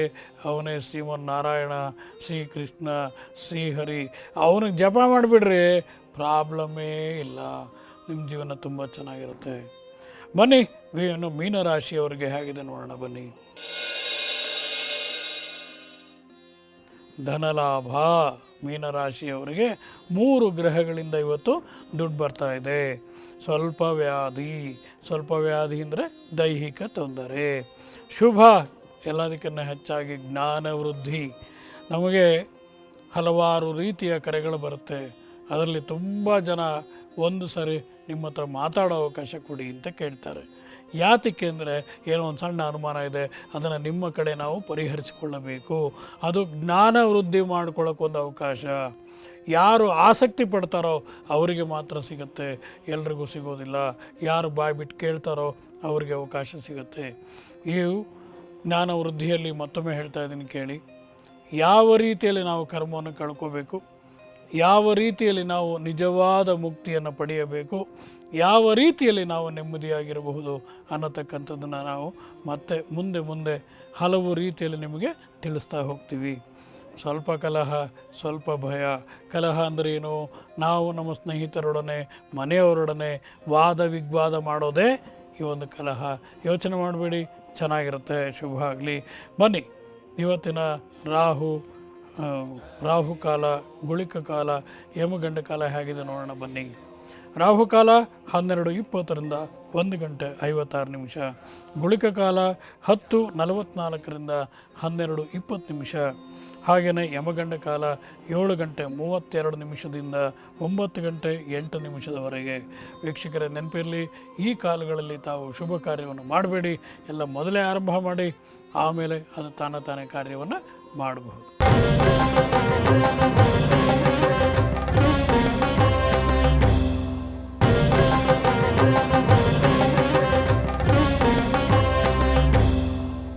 ವೀಕ್ಷಕರೇ, ವಾಸ್ತು ಕಾರ್ಯಕ್ರಮಕ್ಕೆ ನಿಮಗೆ ಸ್ವಾಗತ. ವಾಸ್ತು ವಾಸಿಸುವ ಮನೆ. ವಾಸ್ತು ಪಂಚಭೂತಗಳ ತತ್ವವನ್ನು ಒಳಗೊಂಡಿರ್ತಕ್ಕಂತಹ ಒಂದು ವಿಷಯ. ಇದರಲ್ಲಿ ಈಗಾಗಲೇ ನೀವು ಗಾಳಿ ಬಗ್ಗೆ ತಿಳ್ಕೊಂಡಿದ್ದೀರಾ. ಈಗ ತಿಳ್ಕೊಳ್ಳೋಣ ರವಿ ತೇಜ. ತೇಜಸ್ಸಿನ ತವರು ರವಿ ತೇಜ. ಯಾರು ಕೂಡ ನೇರವಾಗಿ ನೋಡಲಿಕ್ಕೆ ಸಾಧ್ಯವೇ ಆಗಲ್ಲ ಅಂಥವನೇ ರವಿ ತೇಜ. ರವಿಯ ಶಾಖವನ್ನು ತಾಳಲಾರದೆ ಬಾಡಿ ಹೋದ ಸಂಜ್ಞ ತನ್ನ ನೆರಳಿಗೆ ಜೀವವನ್ನು ತುಂಬುತ್ತಾಳೆ. ಆಕೆನೇ ಛಾಯ. ಛಾಯನ ಮಗನೇ ಈ ಶನೈಶ್ಚರ. ವೀಕ್ಷಕರೇ, ಆ ರವಿಗೆ ಗೊತ್ತಾಗಲ್ಲ ಇವಳು ನನ್ನ ಹೆಂಡತಿ ಸಂಜ್ಞ ಅಂತ ತಿಳ್ಕೊತಾನೆ, ಛಾಯ ಅಂತ ಗೊತ್ತೇ ಆಗೋಲ್ಲ. ಯಾಕೆ ಹೇಳ್ತಾ ಇದ್ದೀನಿ ಅಂದರೆ, ಹೆಂಡತಿಯೇ ತಾಳಲಾರದೆ ಹೋದಳು ಗಂಡನ ಕಾಟವನ್ನು. ಅಂದರೆ ಸೂರ್ಯನ ಶಕ್ತಿ ಎಷ್ಟು ದೊಡ್ಡದು ಅನ್ನೋದನ್ನು ತಾವು ತಿಳ್ಕೊಳ್ಳಿ. ಅಷ್ಟೇ ಅಲ್ಲ, ಸೂರ್ಯ ಉದಯ ಆಗಲಿಲ್ಲ ಅಂದರೆ ಈ ಭೂಮಿಯ ಉದಯವೇ ಇಲ್ಲ. ಜನ ಯಾರು ಹೇಳೋದೇ ಇಲ್ಲ, ಗಿಡಗಳಿಗೆ ಜೀವ ಬರೋದಿಲ್ಲ, ಮನುಷ್ಯನಿಗೆ ಚೈತನ್ಯ ಬರೋದಿಲ್ಲ. ನಾನು ಎಷ್ಟೋ ಬಾರಿ ಉದಾಹರಣೆ ಹೇಳಿದ್ದೀನಿ. ಇಡೀ ಒಂದು ಭೂಪಟದಲ್ಲಿ ಹಿರೋಶಿಮಾ ನಾಗಸಾಕಿ ದಾಳಿಯಾದ ಮೇಲೆ ಜಪಾನ್ ತನ್ನ ಮನುಷ್ಯನ ದೇಹ ಹೇಗಿತ್ತಪ್ಪ ಅಂದರೆ ಜಲ್ಲಿ ಕಲ್ಲಿದ್ದಾಗಿತ್ತು. ಅಂಥ ಒಂದು ದೇಶ 7 ವರ್ಷಗಳಲ್ಲಿ ವಿಶ್ವದ ಅತಿ ದೊಡ್ಡ 7ನೇ ರಾಷ್ಟ್ರ ಆಯಿತು. ಅಂದರೆ ಯಾಕಾಯಿತು? ಸನ್ ರೈಸಸ್ ಇನ್ ಜಪಾನ್ ಅಂತಾನೆ. ಸೂರ್ಯ ಉದಯ ಆಗೋದೇ ಜಪಾನ್ನಲ್ಲಿ ಅಂತಾನೆ. ಸೂರ್ಯ ಉದಯ ಆದಾಗ ಏನಾಗುತ್ತೆ? ಜನಗಳಿಗೆ ಚೈತನ್ಯ ಬರುತ್ತೆ, ಜನಕ್ಕೆ ಶಕ್ತಿ ಬರುತ್ತೆ, ಜನ ಕೆಲಸ ಮಾಡ್ತಾರೆ. ಈಗ ನೋಡಿ, ತಮಿಳುನಾಡು ಮಡ್ರಾಸ್ನಲ್ಲಿ 24 ಗಂಟೆ ಜನ ಕೆಲಸ ಮಾಡ್ತಾರೆ. ಯಾಕೆ ಗೊತ್ತಾ? ಶೆಕೆ. ಯಾಕೆ ಗೊತ್ತಾ? ಸೂರ್ಯನ ಚೈತನ್ಯ. ಯಾಕೆ ಗೊತ್ತಾ? ಸೂರ್ಯನ ಶಕ್ತಿ. ಸೂರ್ಯನ ಶಕ್ತಿ ಸೌರಶಕ್ತಿ. ಸೌರಶಕ್ತಿಯಿಂದ ಏನು ಬೇಕಾದ್ರೂ ಮಾಡಬಹುದು. ಸೂರ್ಯ ಇಲ್ಲ ಅಂದರೆ ನಮ್ಮ ಬದುಕೇ ಇಲ್ಲ. ಬನ್ನಿ ವೀಕ್ಷಕರೇ, ಈ ಸೂರ್ಯನೇ ಜೀವ, ಸೂರ್ಯನೇ ಜೀವನ. ಇದನ್ನು ನಾನು ಆಗಲೇ ಹೇಳಿದ್ದೀನಿ. ಸೂರ್ಯನ ಕಿರಣಗಳನ್ನು ಗಿಡಗಳು ಎಳ್ಕೊಳ್ಳುತ್ತೆ. ಆ ಗಿಡಗಳು ಅದನ್ನು ಬೆಳತಕ್ಕಂಥ ಆಹಾರ, ಹಣ್ಣು ಹಂಪಲುಗಳನ್ನು ಮನುಷ್ಯನ ಕೊಟ್ಟರೆ ಚೈತನ್ಯದಾಯಕ ಸೊಪ್ಪು ಸದೆಗಳನ್ನು ನೋಡಿ. ಆ ಸೂರ್ಯನ ಕಿರಣಗಳನ್ನು ಎಳ್ಕೊಂಡು ಅದರಿಂದ ಬೆಳೆದಿರ್ತಕ್ಕಂಥ, ಆ ಶಕ್ತಿಯಿಂದ ಬೆಳೆದಿರ್ತಕ್ಕಂಥ ಹಣ್ಣಿರ್ಬೋದು, ಸೊಪ್ಪಿರ್ಬೋದು, ಮನುಷ್ಯನಿಗೆ ನಿಜವಾದ ಜೀವನವನ್ನು ಕೊಡುತ್ತೆ. ಈ ಸೂರ್ಯ ಹಾಗಿದ್ದಾನೆ. ಈ ಸೂರ್ಯ ಒಂದು ನಕ್ಷತ್ರ, ನವಗ್ರಹಗಳಲ್ಲಿ ಒಂದು. ಇವನು ಭೂಮಿಗಿಂತ 1.3 ಕೋಟಿಯಷ್ಟು ದೊಡ್ಡದಾಗಿದ್ದಾನೆ. ಸೂರ್ಯನಿಗಿಂತ, ಕ್ಷಮಿಸಬೇಕು, ಸೂರ್ಯ ಭೂಮಿಗಿಂತ 1.3 ಕೋಟಿಯಷ್ಟು ದೊಡ್ಡದಾಗಿದ್ದಾನೆ. ಆದರೆ ನೀವು ಪ್ರಶ್ನೆ ಕೇಳ್ಬೋದು, ಸ್ವಾಮಿ ನಾವು ಕೆಳಗಡೆಯಿಂದ ನಿಂತ್ಕೊಂಡು ನೋಡಿದ್ರೆ ಒಂದು ಸಣ್ಣ ಬಾಲ್ ಕಣ್ಣಕ್ಕೆ ಕಾಣುತ್ತಲ್ಲ ಸ್ವಾಮಿ ಅಂತ. ಯಾಕೆ ಹೇಳಿ? 150 ಮಿಲಿಯನ್ ಕಿಲೋಮೀಟರ್ ದೂರದಲ್ಲಿದ್ದಾನೆ ಈ ಸೂರ್ಯ ಭೂಮಿಗೆ. ವೀಕ್ಷಕರೇ, ನೆನಪಿರಲಿ, ಆ ಗಾತ್ರ ಇಲ್ಲಿ ನಿಮಗೆ ಕಾಣಕ್ಕೆ ಸಾಧ್ಯ ಇಲ್ಲ. ಅವನ ಸಮೀಪ ಬಂದರೆ ನೀವು ಯಾರೂ ಇರೋಲ್ಲ. ಇದು ಎರಡೂ ಸತ್ಯ. ಅವನು ಎಲ್ಲಿದ್ದಾನೆ? 150 ಮಿಲಿಯನ್ ಕಿಲೋಮೀಟರ್ ದೂರದಲ್ಲಿದ್ದಾನೆ. ಆದರೂ ಶಾಖವನ್ನು ತಡೀಲಾರ್ದಿರ 45 ಡಿಗ್ರಿ 50 ಡಿಗ್ರಿ ಫ್ಯಾರನೀಟ್ ಬಂದ ತಕ್ಷಣವೇ ಎಷ್ಟೋ ಜನ ತಲೆ ಒಡೆದು ತಲೆ ಸೀಳಿ ಸಾಯ್ತಾರೆ. ಅಂದರೆ ಇಷ್ಟು ದೂರಕ್ಕೆ ಶಾಖ ತಡ್ಕೊಳಕ್ಕಾಗಲ್ಲ. ಹತ್ತಿರದಲ್ಲಿ ತಾವೇನು ತಡಿಬೇಡ್ರಿ. ವೀಕ್ಷಕರೇ, ಸೂರ್ಯನನ್ನು ನೇರ ಕಣ್ಣಿನಲ್ಲಿ ನೋಡುವುದು ಆಗೋದಿಲ್ಲ. ಇದು ಅಗ್ನಿ ಉಂಡೆಯಲ್ಲ, ಇದು ಅನಿಲ ತುಂಬಿಕೊಂಡಿರ್ತಕ್ಕಂತಹ ಉಂಡೆ. ಆ ಅನಿಲದ ಗುಳ್ಳೆಗಳು ಸೂರ್ಯನ ಹೊರಪದರದಲ್ಲಿ ಇದ್ದಾಗ ಅದರಿಂದ ಬರ್ತಕ್ಕಂಥದ್ದು ನಮಗೆ ಈ ಅಗ್ನಿ ಇರಬಹುದು, ಶಾಖ ಇರಬಹುದು, ಪ್ರಕಾಶ ಅಥವಾ ಬೆಳಕಿರಬಹುದು, ಎರಡು ಕೂಡ ಆ ಗುಳ್ಳೆಗಳಿಂದ ಬರ್ತಕ್ಕಂಥದ್ದು. ಹಾಗಾಗಿ ನಾವು ಇದನ್ನು ತುಂಬ ಜಾಗರೂಕತೆಯಿಂದ ಉಪಯೋಗಿಸ್ಕೋಬೇಕು. ಎಲ್ಲ ರೀತಿಯಲ್ಲೂ ಬಳಕೆ ಮಾಡ್ಕೋಬಹುದು. ಅಷ್ಟೇ ಅಲ್ಲ, ಈ ದೊಡ್ಡ ಒಂದು ಸೂರ್ಯನ ಆಕಾರದಲ್ಲಿ ಕಾಣುವಂಥದ್ದು ತುಂಬ ಶಾಖ ಇರತಕ್ಕಂಥ ಒಂದು ಸ್ಥಳ. ಸೂರ್ಯ ಇಲ್ಲದೆ ಯಾವ ಜೀವಿಯೂ ಇಲ್ಲ. ಸೂರ್ಯನಿಂದ ಶಕ್ತಿ ಹೊರಹೊಮ್ಮದೆ ಯಾರಿಗೂ ಚೈತನ್ಯವಿಲ್ಲ. ಸೂರ್ಯ ಚೈತನ್ಯದಾಯಕ. ವಾಸ್ತು ವಿಚಾರ ಬಂದಾಗ ಸಾಮಾನ್ಯವಾಗಿ ಪೂರ್ವ ದಿಕ್ಕಿಗೆ ಮನೆಯ ನಿರ್ಮಾಣ ಮಾಡಿದಾಗ, ಅಂದರೆ ವೀಕ್ಷಕರೇ ಒಂದು ಅರ್ಥ ಮಾಡ್ಕೊಳ್ಳಿ, ಪೂರ್ವ ದಿಕ್ಕಿಗೆ ಮನೆ ನಿರ್ಮಾಣದಂದ್ರೆ ಯಾವುದೇ ದಿಕ್ಕಿಗೆ ಸೈಟ್ ಇದ್ರೂ ಕೂಡ ಪೂರ್ವ ಬಾಗಿಲಿಟ್ಬಿಡೋದು ಅಂತ ಅಲ್ಲ. ಪೂರ್ವಕ್ಕೆ ರಸ್ತೆ ಇರಬೇಕು, ಪೂರ್ವಕ್ಕೆ ಮೊದಲನೇ ಬಾಗಿಲಿರಬೇಕು. ಅಂಥ ಮನೆಯಲ್ಲಿ ಪೂರ್ವಕ್ಕೆ ಬಾಗಿಲಿಟ್ಟು ಪೂರ್ವಕ್ಕೆ ನೀವು ಕಿಟಿಗಳನ್ನು ಇಟ್ಟಾಗ ಹೆಚ್ಚಿನ ಸೌರಶಕ್ತಿಯನ್ನು ನೀವು ಒಳಗಡೆ ಬರಮಾಡ್ಕೋಬೋದು, ಹೆಚ್ಚಿನ ಕಿರಣಗಳು ಒಳಗಡೆ ಬರಮಾಡ್ಕೋಬೋದು. ಯಾವಾಗ ಕಿರಣಗಳು ಒಳಗಡೆ ಬರುತ್ತೋ ಆಗ ಮನೆಯಲ್ಲಿ ಇರ್ತಕ್ಕಂಥವ್ರಿಗೆಲ್ಲ ಹೆಚ್ಚಿನ ಚೈತನ್ಯ ಬರುತ್ತೆ. ಅಷ್ಟೇ ಅಲ್ಲ, ಯಾವುದೇ ನೆಗೆಟಿವ್ ಫೋರ್ಸಸ್ ಅಂದರೆ ಕೆಟ್ಟ ಗಾಳಿಗಳು ಒಳಗಡೆ ಬರುವುದಿಲ್ಲ, ಎಲ್ಲವೂ ಕೂಡ ಹೊರಗಡೆ ಹೋಗುತ್ತೆ. ಹಾಗಾಗಿ ಕತ್ತಲೆ ಇರಬಾರದು, ಬೆಳಕು ಸದಾ ಹರಿಯಬೇಕು, ಸೂರ್ಯನ ಕಿರಣ ಒಳಗಡೆ ಬರಬೇಕು. ಆ ರೀತಿಯಲ್ಲಿ ನೀವು ಕಿಟಕಿಗಳನ್ನು ಬಾಗಿಲುಗಳನ್ನು ನಿರ್ಮಾಣ ಮಾಡಬೇಕು. ಅಷ್ಟೇ ಅಲ್ಲ, ಯಾವ ಮನೆಯಲ್ಲಿ ಗಾಳಿ ತುಂಬ ಹೆಚ್ಚಾಗಿರುತ್ತೆ, ಬೆಳಕು ಹೆಚ್ಚಾಗಿರುತ್ತೆ, ಅಂಥ ಮನೆಯಲ್ಲಿ ಗಂಡಸಿನ ಅಭ್ಯುದಯ. ಇಲ್ಲಿ ಹೋದರೆ ಗಂಡಸಿಗೆ ಆರೋಗ್ಯನೂ ಇರೋಲ್ಲ, ನೆಮ್ಮದಿ ಇರೋಲ್ಲ, ಯಶಸ್ಸಿರೋದಿಲ್ಲ. ಅಷ್ಟೇ ಅಲ್ಲ, ಅದು ಈ ರವಿ ಪಿತೃಕಾರಕ, ಮನೆಯ ಯಜಮಾನನ ಉಳಿಸ್ಕೊಳ್ತಕ್ಕಂಥದ್ದು, ಪುತ್ರಕಾರಕ, ಯಜಮಾನನಿಗೆ ಗಂಡು ಮಕ್ಕಳು ಹುಟ್ಟುವಂಥದ್ದು. ಹಾಗಾಗಿ ರವಿಗೆ ನೀವು ಪೂಜೆ ಮಾಡಿದಾಗ ಪಿತೃ ಪುತ್ರ ಎಲ್ಲರೂ ಕ್ಷೇಮವಾಗಿರೋದಕ್ಕೆ ಸಾಧ್ಯ. ಹಾಗಾಗಿ ಪೂರ್ವದಲ್ಲಿ ಬಾಗಿಲು, ಪೂರ್ವದಲ್ಲಿ ಕಿಟಕಿಯನ್ನು ತಾವು ಇಡುವಂಥ ವ್ಯವಸ್ಥೆ ಮಾಡಿ. ಚಿಕ್ಕ ಮಕ್ಕಳಲ್ಲೇ ಕನ್ನಡಕ ಹಾಕ್ಕೊಂಡ್ರೆ 30 ವರ್ಷದ ಹೊತ್ತಿಗೆ ಆ ಮಕ್ಕಳ ಕಣ್ಣು ಗತಿ ಏನು? 40 ವರ್ಷಕ್ಕೆ ಆ ಮಗು ಕಣ್ಣೇ ಇರಲ್ವಲ್ಲ, ಅಂತ ಅವ್ರ ಮುಂದೆ ಏನು ಮಾಡ್ತಾರೆ? ಒಬ್ಬ ಅಂಧ ಶಿಶುವನ್ನು ನೀವು ಬಿಟ್ಟರೆ ಜೀವನ ಹೇಗೆ ನಡೆಯುತ್ತೆ? ಹಾಗಾದ್ರೆ ಹೇಗೆ ಸರ್ ಮಾಡಬೇಕು? ಮಗು ಹುಟ್ಟಿದ ತಕ್ಷಣ ಬೆಳಗ್ಗೆ 6 ಗಂಟೆಗೆ ಎಳೆ ಬಿಸಿಲು ಬರುತ್ತೆ. ಸೂರ್ಯ ಎಲ್ಲೋ ಉದಯ ಆಗುವಾಗ ಆ ಕಿರಣಗಳು ಅಲ್ಲಿ ಬೀಳ್ತಾ ಇರುತ್ತೆ. ನೀವೇನು ಮಾಡಬೇಕು? ಎಳೆ ಬಿಸಿಲಲ್ಲಿ ಕನಿಷ್ಠ 10-15 ನಿಮಿಷಗಳ ಕಾಲ ಮಗುವನ್ನು ಬಿಸಿಲಿಗೆ ತೋರಿಸಬೇಕು. ಯಾವುದು? ಬೆಳಗ್ಗೆ 6 ಗಂಟೆ ಉದಯ ಆಗುವಾಗ ಬರತಕ್ಕಂಥ ಸೂರ್ಯ ಕಿರಣ. ಆಗ ಕಣ್ಣು ಜೀವಂತ ಆಗತ್ತೆ. ರಿಕೆಟ್ಸ್ ಕಾಯಿಲೆ ಅಂತ ಕೇಳಿದ್ದೀರಾ? ಹಕ್ಕಿ ರೋಗ ಅಂತ ಕರಿತೀವಿ. ಹಕ್ಕಿ ರೋಗ ಅಂದ್ರೆ ಏನು? ಮಕ್ಕಳು ಇದ್ದಕ್ಕಿದ್ದಾಗೆ ಮೂಳೆ ಎಲ್ಲ ಬಿಟ್ಕೊಂಡ್ಬಿಡುತ್ತೆ, ಬರಗಾಲದ ಒಂದು ಟ್ಯಾಬ್ಲೋಸ್ ತೋರಿಸ್ದಾಗಿರುತ್ತೆ. ಅಂಥ ಮಕ್ಕಳಿಗೆ ಎಣ್ಣೆಯನ್ನು ಸವರಬೇಕು, ತೈಲವನ್ನು ಸವರಬೇಕು, ಸೂರ್ಯನ ಒಂದು ಎಳೆ ಬಿಸಿಲಲ್ಲಿ ಮಲಗಿಸ್ಬಿಡ್ಬೇಕು. ಮಾಡ್ರಿ 1 ತಿಂಗಳು, ಆ ಮಗು ರೋಗವಾಸಿ ಆಗಿಬಿಡುತ್ತೆ, ಚೆನ್ನಾಗಾಗ್ತಾರೆ. ಅಂದರೆ ಎಳೆ ಬಿಸಿಲಿನಲ್ಲಿ ಯಾರೇ ಆಗಲಿ, ಚಿಕ್ಕವರಾಗಲಿ ದೊಡ್ಡವರಾಗಲಿ, ಮಕ್ಕಳಾಗಲಿ ಮುದುಕರಾಗಲಿ, ನೀವು ಎಳೆ ಬಿಸಿಲಲ್ಲಿ ವಾಕಿಂಗ್ ಮಾಡೋದಾಗಲಿ, ಕೂತ್ಕೊಳ್ಳೋದಾಗಲಿ, ಸೂರ್ಯನನ್ನು ನೇರ ನೋಡೋದಾಗಲಿ ಮಾಡಿದ್ರೆ ನಿಮ್ಮ ಜೀವನ ತುಂಬ ಚೆನ್ನಾಗಿರುತ್ತೆ. ವೀಕ್ಷಕರೇ, ಸಾಮಾನ್ಯವಾಗಿ ಪ್ರವಾಸಿಗರು ಕನ್ಯಾಕುಮಾರಿಗೆ ಹೋಗ್ತಾರೆ. ಯಾಕೆ ಹೋಗ್ತಾರೆ ಕನ್ಯಾಕುಮಾರಿ? ಆ ಸಮುದ್ರದ ಅಂಚಿನಲ್ಲಿ ನಿಂತಾಗ ಸೂರ್ಯೋದಯ, ಸೂರ್ಯ ಅಸ್ತಮ ಎರಡನ್ನು ನೋಡ್ಬೋದು. ಹೇಗಿರುತ್ತೆ ಅದು? ಕೆಂಪುಗೆ ಒಳ್ಳೆ ಬೆಂಕಿಯ ಉಂಡೆ ಥರ ಇರುತ್ತೆ. ಅದು ಬರುವಾಗಲೂ ನೋಡೋದಕ್ಕೆ ಒಂದು ಸಂತೋಷ, ನೀರಿನ ಮಧ್ಯದಿಂದ ಬರ್ತಾ ಇದೆ ಅಂತ ಅನಿಸುತ್ತೆ. ಹಾಗೆ ಅದು ಮುಳುಗುವಾಗಲೂ ಕೂಡ ನೀರಿನ ಒಳಗೆ ಹೋಗ್ತಾ ಇದೆ ಅಂತ ಅನಿಸುತ್ತೆ. ನೋಡೋಕ್ಕೆ ಎಷ್ಟು ಚೆಂದ ಅಲ್ಲ? ಅಷ್ಟೇ ಅಲ್ಲ, ಸೂರ್ಯ ಬರ್ದಿರ ಆ ಸಮುದ್ರವೇ ಜೀವಂತ ಅಲ್ಲ, ಸೂರ್ಯ ಬರ್ದಿರ ನದಿನೇ ಜೀವಂತ ಅಲ್ಲ, ಸೂರ್ಯ ಬರ್ದಿರ ಅಲ್ಲಿರ್ತಕ್ಕಂಥ ಪ್ರಾಣಿಗಳು ಬದುಕೋಕೆ ಸಾಧ್ಯವೇ ಇಲ್ಲ. ಕನ್ಯಾಕುಮಾರಿಗೆ ಹೋದಾಗ ಅಲ್ಲಿ ಬರ್ದಿದ್ದಾನೆ, ಎಂಥ ಮಾರ್ಕ್ ಮಾಡಿದ್ದಾರೆ, ಯಾವ ಯಾವ ತಿಂಗಳಲ್ಲಿ ಎಲ್ಲೆಲ್ಲಿ ಸೂರ್ಯ ಉದಯಿಸ್ತಾನೆ ಅಂತ. ನಿಮ್ಗೆ ಗೊತ್ತಿರಲಿ, ಭೂಮಿ ತನ್ನ ಕಕ್ಷದಲ್ಲೇ ತಾನೇ ತಿರುಗುತ್ತಾ ತಿರುಗುತ್ತಾ ತಿರುಗುತ್ತಾ ಸೂರ್ಯನ ಸುತ್ತ ಒಂದು ಪ್ರದಕ್ಷಿಣೆ ಬರುತ್ತೆ. ಇದು ನೆನಪಿರಲಿ. ಹಾಗೆ ಸೂರ್ಯ ಬದಲಾಗಲ್ಲ, ಸೂರ್ಯ ಅಲ್ಲೇ ಇರ್ತಾನೆ.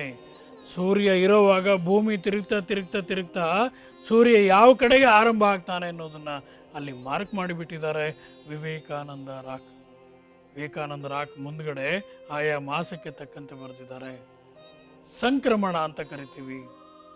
ಸಂಕ್ರಮಣ ಅಂದರೆ ಸೂರ್ಯ ಒಂದು ಗ್ರಹದಿಂದ ಇನ್ನೊಂದು ಗ್ರಹಕ್ಕೆ ಬರುವಂಥ ವೇಳೆ. ಈ ಸಂಕ್ರಮಣದಿಂದ ಯಾವ ಯಾವ ಬದಲಾವಣೆ ಆಗತ್ತೆ ಅನ್ನೋದನ್ನು ನಾವು ತಿಳ್ಕೊಂಡಿದ್ದೀವಿ. ಸೂರ್ಯನೇ ಎಲ್ಲದಕ್ಕೂ ಮೂಲ, ಸೂರ್ಯನೇ ಎಲ್ಲದಕ್ಕೂ ಅಂತ್ಯ, ಸೂರ್ಯನೇ ಎಲ್ಲದಕ್ಕೂ ಚೈತನ್ಯ.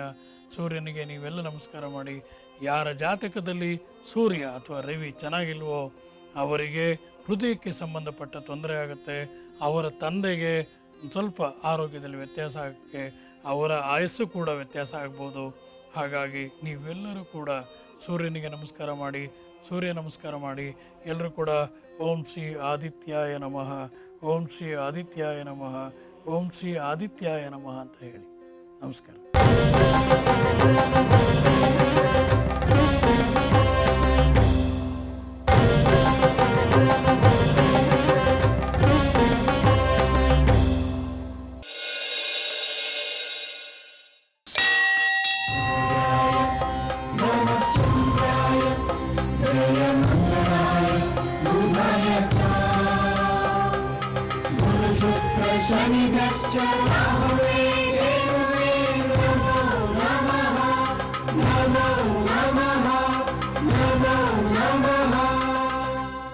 ಅಜ್ಞಾನತಿಮಿರಾಂಧಸ್ಯ ಜ್ಞಾನಾಂಜನಶಲಾಖಯ ಚಕ್ಷುರುನ್ಮೀಲಿತಂ ಯೇನ ತಸ್ಮೈ ಶ್ರೀ ಗುರುವೇ ನಮಃ. ಈ ಶ್ಲೋಕ ಪದೇ ಪದೇ ತಾನೇ ಬರ್ತಾ ಇದೆ. ಎಲ್ಲರ ಅಜ್ಞಾನವು ನಾಶವಾಗಲಿ, ಈ ಜ್ಞಾನ ಅನ್ನೋ ಶಲಾಖೆ ಎಲ್ಲರ ಕಣ್ಣನ್ನು ಬಿಡಿಸ್ಲಿ, ಮೂರನೇ ಕಣ್ಣು ತೆರೀಲಿ ಅನ್ನೋ ಒಂದು ಉದ್ದೇಶ ಬಹಳವಾಗಿದೆ ಒಳಗಡೆ. ನಿನ್ನೆ ನಾವು ನೋಡಿದ್ವಿ, ಪ್ರತಿಯೊಂದು ವಸ್ತುವಿಗೂ ಕೂಡ ಎರಡು ರೂಪ ಇದೆ. ಒಂದು ಕಾಣೋದು, ಒಂದು ಕಾಣದೇ ಇರೋದು. ಆ ಕಾಣೋದೇನಿದೆ ಅದು ಪ್ರತೀತಿ, ಅದು ಇಂದ್ರಿಯಗಳ ಮೂಲಕ ಗೋಚರವಾಗ್ತಾ ಇದೆ, ಆದರೆ ಅದು ಇಂದ್ರಿಯಗಳಿಗೆ ಸಂಪೂರ್ಣವಾಗಿ ಗ್ರಹಿಸಕ್ಕಾಗ್ತಾ ಇಲ್ಲ. ಕಾಣೋದು ಬೇರೆ, ಇರೋದು ಬೇರೆ. ಕಾಣೋದು ಇಂದ್ರಿಯಗಳ ಮೂಲಕ ಮನಸ್ಸು ಗ್ರಹಿಸೋದು, ಬುದ್ಧಿ ಅದರ ಬಗ್ಗೆ ವಿಶ್ಲೇಷಣೆ ಮಾಡೋದು, ಎಲ್ಲವೂ ಲಿಮಿಟೇಷನ್ ಇದೆ. ಆದರೆ ಒಂದು ಕಾಣದೇ ಇರೋದೊಂದಿದೆ, ಅದೇ ತತ್ವ. ಪ್ರತೀತಿ ಮತ್ತು ತತ್ವ ನೆನೆ ನೋಡಿದ್ವಿ. ಅದರಿಂದ ಇಂದ್ರಿಯಾನುಭವ ಪೂರ್ಣ ಸತ್ಯ ಕೊಡೋದಿಲ್ಲ ಅನ್ನೋದು ನಿಮ್ಮ ಮನಸ್ಸಿಗೆ ಬರಲಿ. ಕಣ್ಣು ಪೂರ್ತಿ ಸತ್ಯ ಕೊಡೋದಿಲ್ಲ, ಕಿವಿ ಪೂರ್ತಿ ಸತ್ಯ ಕೊಡೋದಿಲ್ಲ. ಕಿವಿಯಿಂದ ಕೇಳಿದ್ದು, ಮನಸ್ಸು ಗ್ರಹಿಸಿದ್ದು ಯಾವತ್ತೂ ನಂಬಲ್ಲ, ನಂಬೇಡಿ, ನಂಬಕೂಡದು.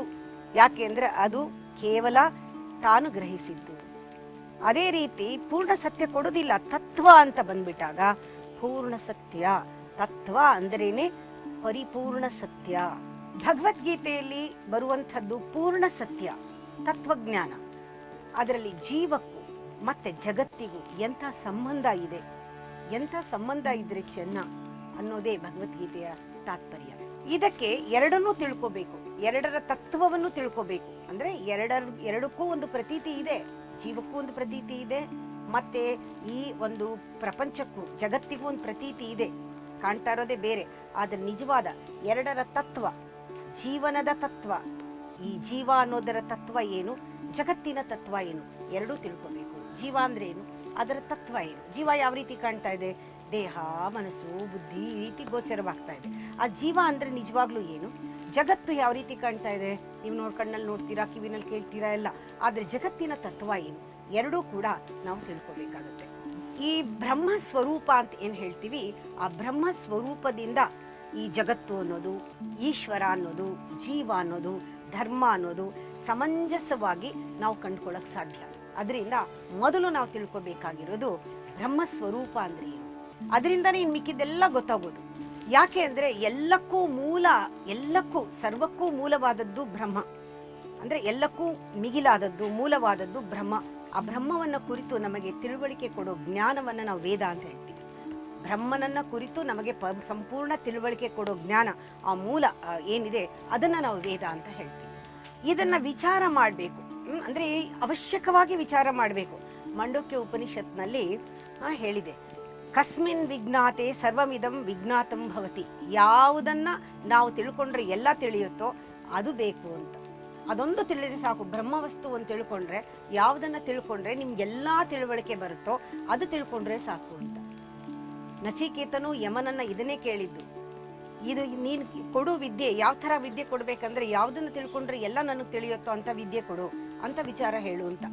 ಯಾವುದನ್ನ ತಿಳಿದಲ್ಲಿ ಎಲ್ಲ ತಿಳಿದಂತಾಗುತ್ತದೆಯೋ ಅದೇ ತತ್ವ, ಆ ವಸ್ತುವೇ ಬ್ರಹ್ಮ ಅಥವಾ ಪರಬ್ರಹ್ಮ. ಇವಾಗ ನಿಮಗೆ ಗೊತ್ತಾಯ್ತಲ್ಲ, ತತ್ವ ಅಂದ್ರೆ ಯಾವುದನ್ನ ತಿಳ್ಕೊಂಡ್ರೆ, ಆ ಪರಬ್ರಹ್ಮ ಸ್ವರೂಪ ಅಂತ ಹೇಳಿದ್ನಲ್ಲ, ಅದನ್ನ ತಿಳ್ಕೊಂಡ್ರೆ, ಯಾವುದನ್ನ ತಿಳ್ಕೊಂಡ್ರೆ ಎಲ್ಲವೂ ತಿಳಿಯುತ್ತೆ, ಅದೇ ತತ್ವ, ಅದೇ ಆ ವಸ್ತುವೇ ಪರಬ್ರಹ್ಮ ಸ್ವರೂಪ. ನೋಡಿ, ಆ ವಸ್ತುವನ್ನು ತಿಳ್ಕೊಳ್ಳೋದಕ್ಕೆ ಹೇಳ್ತಾರೆ, ಬ್ರಹ್ಮನನ್ನ ತಿಳ್ಕೊಳ್ಳೋಕ್ಕೆ ಬರೀ ಕಣ್ಮುಚ್ಕೊಂಡು ಕೂತ್ಕೊಂಡು ಈ ಗಲಾಟೆ ಮನಸ್ಸಿಂದ ಒಳಗೆ ಹೋದಾಗ ಆ ಒಳಗಿಂದ ಆ ವೈಬ್ರೇಷನ್ ಅಂತ ಏನು ಹೇಳ್ತೀವಿ, ನಾದ ಅಂತ ಹೇಳ್ತೀವಿ. ಆ ಒಳಗಿನ ಇರುವ ಆ ನಾದ ಬ್ರಹ್ಮ ಅಂತ ಹೇಳ್ತೀವಿ. ಒಳಗಡೆ ಈ ಪ್ರಪಂಚ ಸೃಷ್ಟಿಯಾಗಿದ್ದೇನೆ ನಾದದಿಂದ. ನಾದ ಬಂತು, ಆ ಶಬ್ದ ಬಂತು, ಶಬ್ದದಿಂದ ಈ ಪ್ರಪಂಚ ಆಕಾರ ತಗೊಳ್ತು. ಎಲ್ಲಕ್ಕೂ ಮೂಲ ಆ ನಾದ. ಆ ನಾದ ಸ್ವರೂಪ, ನಾದದ ಒಂದು ಮೂಲವನ್ನು ತಿಳ್ಕೊಂಡ್ರೆ ಪರಬ್ರಹ್ಮ ಸ್ವರೂಪ ಗೊತ್ತಾಗೋಗುತ್ತೆ ಅಂತ ಹೇಳಿ. ಅದಕ್ಕೆ ನಾವು ಹಿಂದೂಗಳು ಓಂಕಾರಕ್ಕೆ ಅಷ್ಟೊಂದು ನಾವು ಬೆಲೆ ಕೊಡ್ತೀವಿ. ಓಂಕಾರ ಅಂದರೆ ಎಲ್ಲ ವೇದಗಳಿಗೂ ಸಾರ, ಎಲ್ಲವೂ ಬಂದಿರೋದು ಓಂಕಾರದಿಂದ. ಓಂಕಾರದ ಆ ಅನ್ನೋ ಅಕ್ಷರದಿಂದ ಋಗ್ವೇದ ಬಂತು, ಉ ಅನ್ನೋ ಅಕ್ಷರದಿಂದ ಯಜುರ್ವೇದ, ಮ ಅನ್ನೋದು ಮ ಅಂತ ಬಂದಾಗ ಸಾಮವೇದ. ಈ 3 ವೇದಗಳು ಕೂಡ ಆ ಮೌನದಿಂದ ಬಂತು. ಆ ಅಥರ್ವ ವೇದದಲ್ಲಿ ಎಲ್ಲ ರಹಸ್ಯ ಇದೆ. 4 ವೇದದ ಸಾರ ಈ ಓಂಕಾರ ಸ್ವರೂಪಿಯಾದ ಆ ನಾದ ಬ್ರಹ್ಮನ ಆ ಮೂಲ ತತ್ವ ಅಂತ ಹೇಳ್ತಾರೆ. ಹಾಗೇನೆ ನಾವು ಓಂಕಾರವನ್ನು ನೋಡಿದಾಗ ಆ 3 ಶಕ್ತಿಗಳೇನಿದೆ, ಬ್ರಹ್ಮ ವಿಷ್ಣು ಮಹೇಶ್ವರ ಶಕ್ತಿಗಳೇನಿದೆ, ಅದು ಓಂಕಾರವೇ. ಇಡೀ ವಿಶ್ವವೇ ಓಂಕಾರದಿಂದ ಸೃಷ್ಟಿಯಾಗಿದೆ. ಆ ಬ್ರಹ್ಮವಸ್ತು, ಬ್ರಹ್ಮನನ್ನ ಕುರಿತು ಹೇಳಬೇಕಾದ್ರೆ ಸರ್ವಂ ಕಲ್ವಿದಂ ಬ್ರಹ್ಮ ಅಂತ ಹೇಳುತ್ತೆ ವೇದಗಳು. ಸತ್ಯಂ ಜ್ಞಾನಂ ಅನಂತಂ ಬ್ರಹ್ಮ ಅಂತ ಹೇಳುತ್ತೆ. ಅಯಮಾತ್ಮ ಬ್ರಹ್ಮ, ಆತ್ಮೈ ವೇದಾಗಂ ಸರ್ವಂ ಬ್ರಹ್ಮ, ಎಲ್ಲ ಬ್ರಹ್ಮಮಯ ಅಂತ. ಇದನ್ನೆಲ್ಲ ನೀವು ಕೇಳಿದ್ದೀರಾ. ಬ್ರಹ್ಮ ಅನ್ನೋದು ಎಲ್ಲವೂ ಬ್ರಹ್ಮವೇ, ಪ್ರತಿಯೊಂದು ಬ್ರಹ್ಮ ಸ್ವರೂಪವೇ. ಈ ಬ್ರಹ್ಮ ತತ್ವದ ಬಗ್ಗೆ ಇದಿಷ್ಟು ತಿಳ್ಕೊಂಡ ಮೇಲೆ ಮುಂದೆ ನಾವು ಅನುಬಂಧ 2ಕ್ಕೆ ಹೋಗ್ತೇವೆ. ಇಂದ್ರಿಯಗಳನ್ನು ಏನ್ ಮಾಡ್ಬೇಕಾಗಾದ್ರೆ, ಇಂದ್ರಿಯಗಳು ನೋಡೋದೆಲ್ಲ ಯಾವುದು ಸತ್ಯ ಅಲ್ಲ, ಬರೀ ಪ್ರತೀತಿ ತೋರಿಕೆ, ಎಲ್ಲವೂ ಕೂಡ ಮಾಯೆ. ಆದರೆ ತತ್ವ ಕಾಣೋದಿಲ್ಲ, ಇಂದ್ರಿಯಗಳಿಗೆ ಗ್ರಹಿಸಕ್ ಸಾಧ್ಯ ಇಲ್ಲ, ಅದರಲ್ಲಿ ಇತಿಮಿತಿಗಳನ್ನ ಹೇಳಿದೆ. ಆದ್ರೆ ಇಂದ್ರಿಯವನ್ನ ಏನ್ ಮಾಡೋದು? ಅದನ್ನ ಕೊಲ್ಲಕ್ಕಾಗೋದಿಲ್ಲ. ಇಂದ್ರಿಯನ ಏನ್ ಮಾಡ್ಲಿ? ಇಂದ್ರಿಯಗಳನ್ನ ಏನ್ ಮಾಡ್ಬೇಕು? ಇಂದ್ರಿಯಗಳಿಲ್ಲದೆ ಜೀವ ಇಲ್ಲ, ಆದ್ರೆ ಇಂದ್ರಿಯಗಳಿದ್ದು ನೆಮ್ಮದಿ ಇಲ್ಲ. ಹೇಳು ಕೃಷ್ಣ. ಇಂದ್ರಿಯಾಣಿ ಪ್ರಮಾಥೀನಿ ಹರಂತಿ ಪ್ರಸಭಂ ಮನಃ. ಇಂದ್ರಿಯಗಳು ಮನಸ್ಸನ್ನ ಚೆನ್ನಾಗಿ ಕಡೆದು ಮಂಥನ ಮಾಡಿ ಚದುರಿಸಿ ಹಾರಿಸ್ಕೊಂಡು ಹೋಗುತ್ತೆ ಅಂತ ಹೇಳ್ತಾನೆ ಕೃಷ್ಣ. ಇದು ಎಲ್ಲರಿಗೂ ಅನುಭವಕ್ಕೆ ಬಂದಿರೋದೆ, ಇದೇನು ಹೊಸ ವಿಚಾರ ಅಲ್ಲ, ನಿಮ್ಮ ಅನುಭವದಲ್ಲಿದೆ. ಆದ್ರೆ ನೀವು ಅದ್ರ ಹಿಂದೆನೆ ಹೊರಟೋಗೋದೇ ಅಭ್ಯಾಸ ಮಾಡ್ಕೊಂಡ್ಬಿಟ್ಟಿದ್ದೀರಾ. ಆದ್ರೆ ಕೇಳಿ, ಇಂದ್ರಿಯಗಳು ಮನಸ್ಸನ್ನು ಏನ್ ಮಾಡ್ತಾ ಇದೆ? ಕಡಿತಾ ಇದೆ, ಚೆನ್ನಾಗಿ ಹಾಕೊಂಡು ಮಂಥನ ಮಾಡ್ತಾ ಇದೆ, ಚದುರಿಸ್ತಾ ಇದೆ. ಒಂದೊಂದು ಘಳಿಗೆಯೂ ಕೂಡ ನೆಮ್ಮದಿಯಾಗಿಲ್ಲ. ಕಲ್ಲು ಹೊಡೆದ್ರೆ ಹೇಗೆ ಆ ಅಲೆಗಳು ಏಳುತ್ತೋ, ಒಳ್ಳೆ ನಿರ್ಮಲವಾದ ಒಂದು ನೀರಿನ ಒಂದು ಕೊಳದಲ್ಲಿ ಕಲ್ಲು ಹೊಡೆದಾಗ ಏನಾಗುತ್ತೆ, ಅದೇ ರೀತಿ ಮನಸ್ಸು ನೀರಾಗಿ ಕಲ್ಮಶ ಇಳ್ದೆ ಸ್ವಲ್ಪ ಹೊತ್ತು ಕೂತ್ಕೊಳ್ಳೋಣ ಅನ್ನೋಷ್ಟರಲ್ಲಿ ಒಂದು ಕಲ್ಲು ಬೀಳುತ್ತೆ, ಆ ಕಲ್ಮಶ ಏಳುತ್ತೆ, ಆ ರಿಪಲ್ ಏಳುತ್ತೆ. ಹಾಗೆ ಚದುರಿಸ್ತಾ ಇದೆ, ಜೊತೆಗೆ ಹಾರಿಸ್ಕೊಂಡು ಹೋಗ್ತಾ ಇದೆ. ನೀನು ಹೊರಟೆ ಹೋಗ್ತೀಯ. ಎಲ್ಲಿ ಮನಸ್ಸು ಯೋಚನೆಗಳು ಬಂದ್ರೆ ನೀನು ಇಲ್ಲಿರೋದೇ ಇಲ್ಲ, ಯೋಚನೆಗಳಲ್ಲಿ ಒಂದಾಗಿ ಯೋಚನೆನೇ ನೀನಾಗಿ ಎಲ್ಲಿಗೋ ಹೊರಟೆ ಹೋಗ್ತೀಯಾ.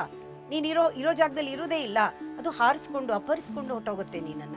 ಆದ್ರಿಂದ ನೀನೇನ್ ಮಾಡ್ಬೇಕು? ಇಂದ್ರಿಯವನ್ನ ನಿಗ್ರಹಿಸೋದನ್ನ ಕಲಿಬೇಕು. ಇಂದ್ರಿಯ ನಿಗ್ರಹ ಮಾಡ್ಬೇಕು. ಅದೇ ಜೀವಕ್ಕೆ ಹಿತ. ಆಗ್ಲೇ ಜೀವಕ್ಕೆ ಹಿತ. ಅಂದ್ರೆ ಕೆಲಸ ಮಾಡದೆ ಇರೋಕ್ಕಾಗೋದಿಲ್ಲ. ಮೂಸ್ಬೇಕು, ಮುಟ್ಟಬೇಕು, ನೋಡ್ಬೇಕು, ಕೇಳ್ಬೇಕು, ತಿನ್ಬೇಕು, ಎಲ್ಲ ಮಾಡ್ಬೇಕು. ಆ ಬದುಕಬೇಕಾದ್ರೆ ಇಂದ್ರಿಯಗಳು ಬೇಕು, ಅದನ್ನ ನೀನು ನಿಲ್ಸಕ್ಕಾಗೋದಿಲ್ಲ. ಆದ್ರೆ ನೀನು ಜೀವಕ್ಕೆ ಹಿತವಾಗಬೇಕಾದ್ರೆ ಇಂದ್ರಿಯಗಳಿಗೆ ನೀನು ನಿಗ್ರಹಿಸಿ ಕೆಲಸ ಮಾಡು. ಅಂದ್ರೆ ಇಂದ್ರಿಯನ ಉಪಯೋಗಿಸ್ಕೋಬೇಕು, ಆದ್ರೆ ಅದರಿಂದ ನೀನು ಉಪಯೋಗಿಸಲ್ಪಡಬೇಡ. ಇಂದ್ರಿಯ ನಿನ್ನನ್ನ ಯಾವತ್ತೂ ಕೂಡ ನಿನ್ನ ಹತೋಟಿನಲ್ಲಿ ಇಟ್ಕೊಂಡು ಆಳಬಾರ್ದು.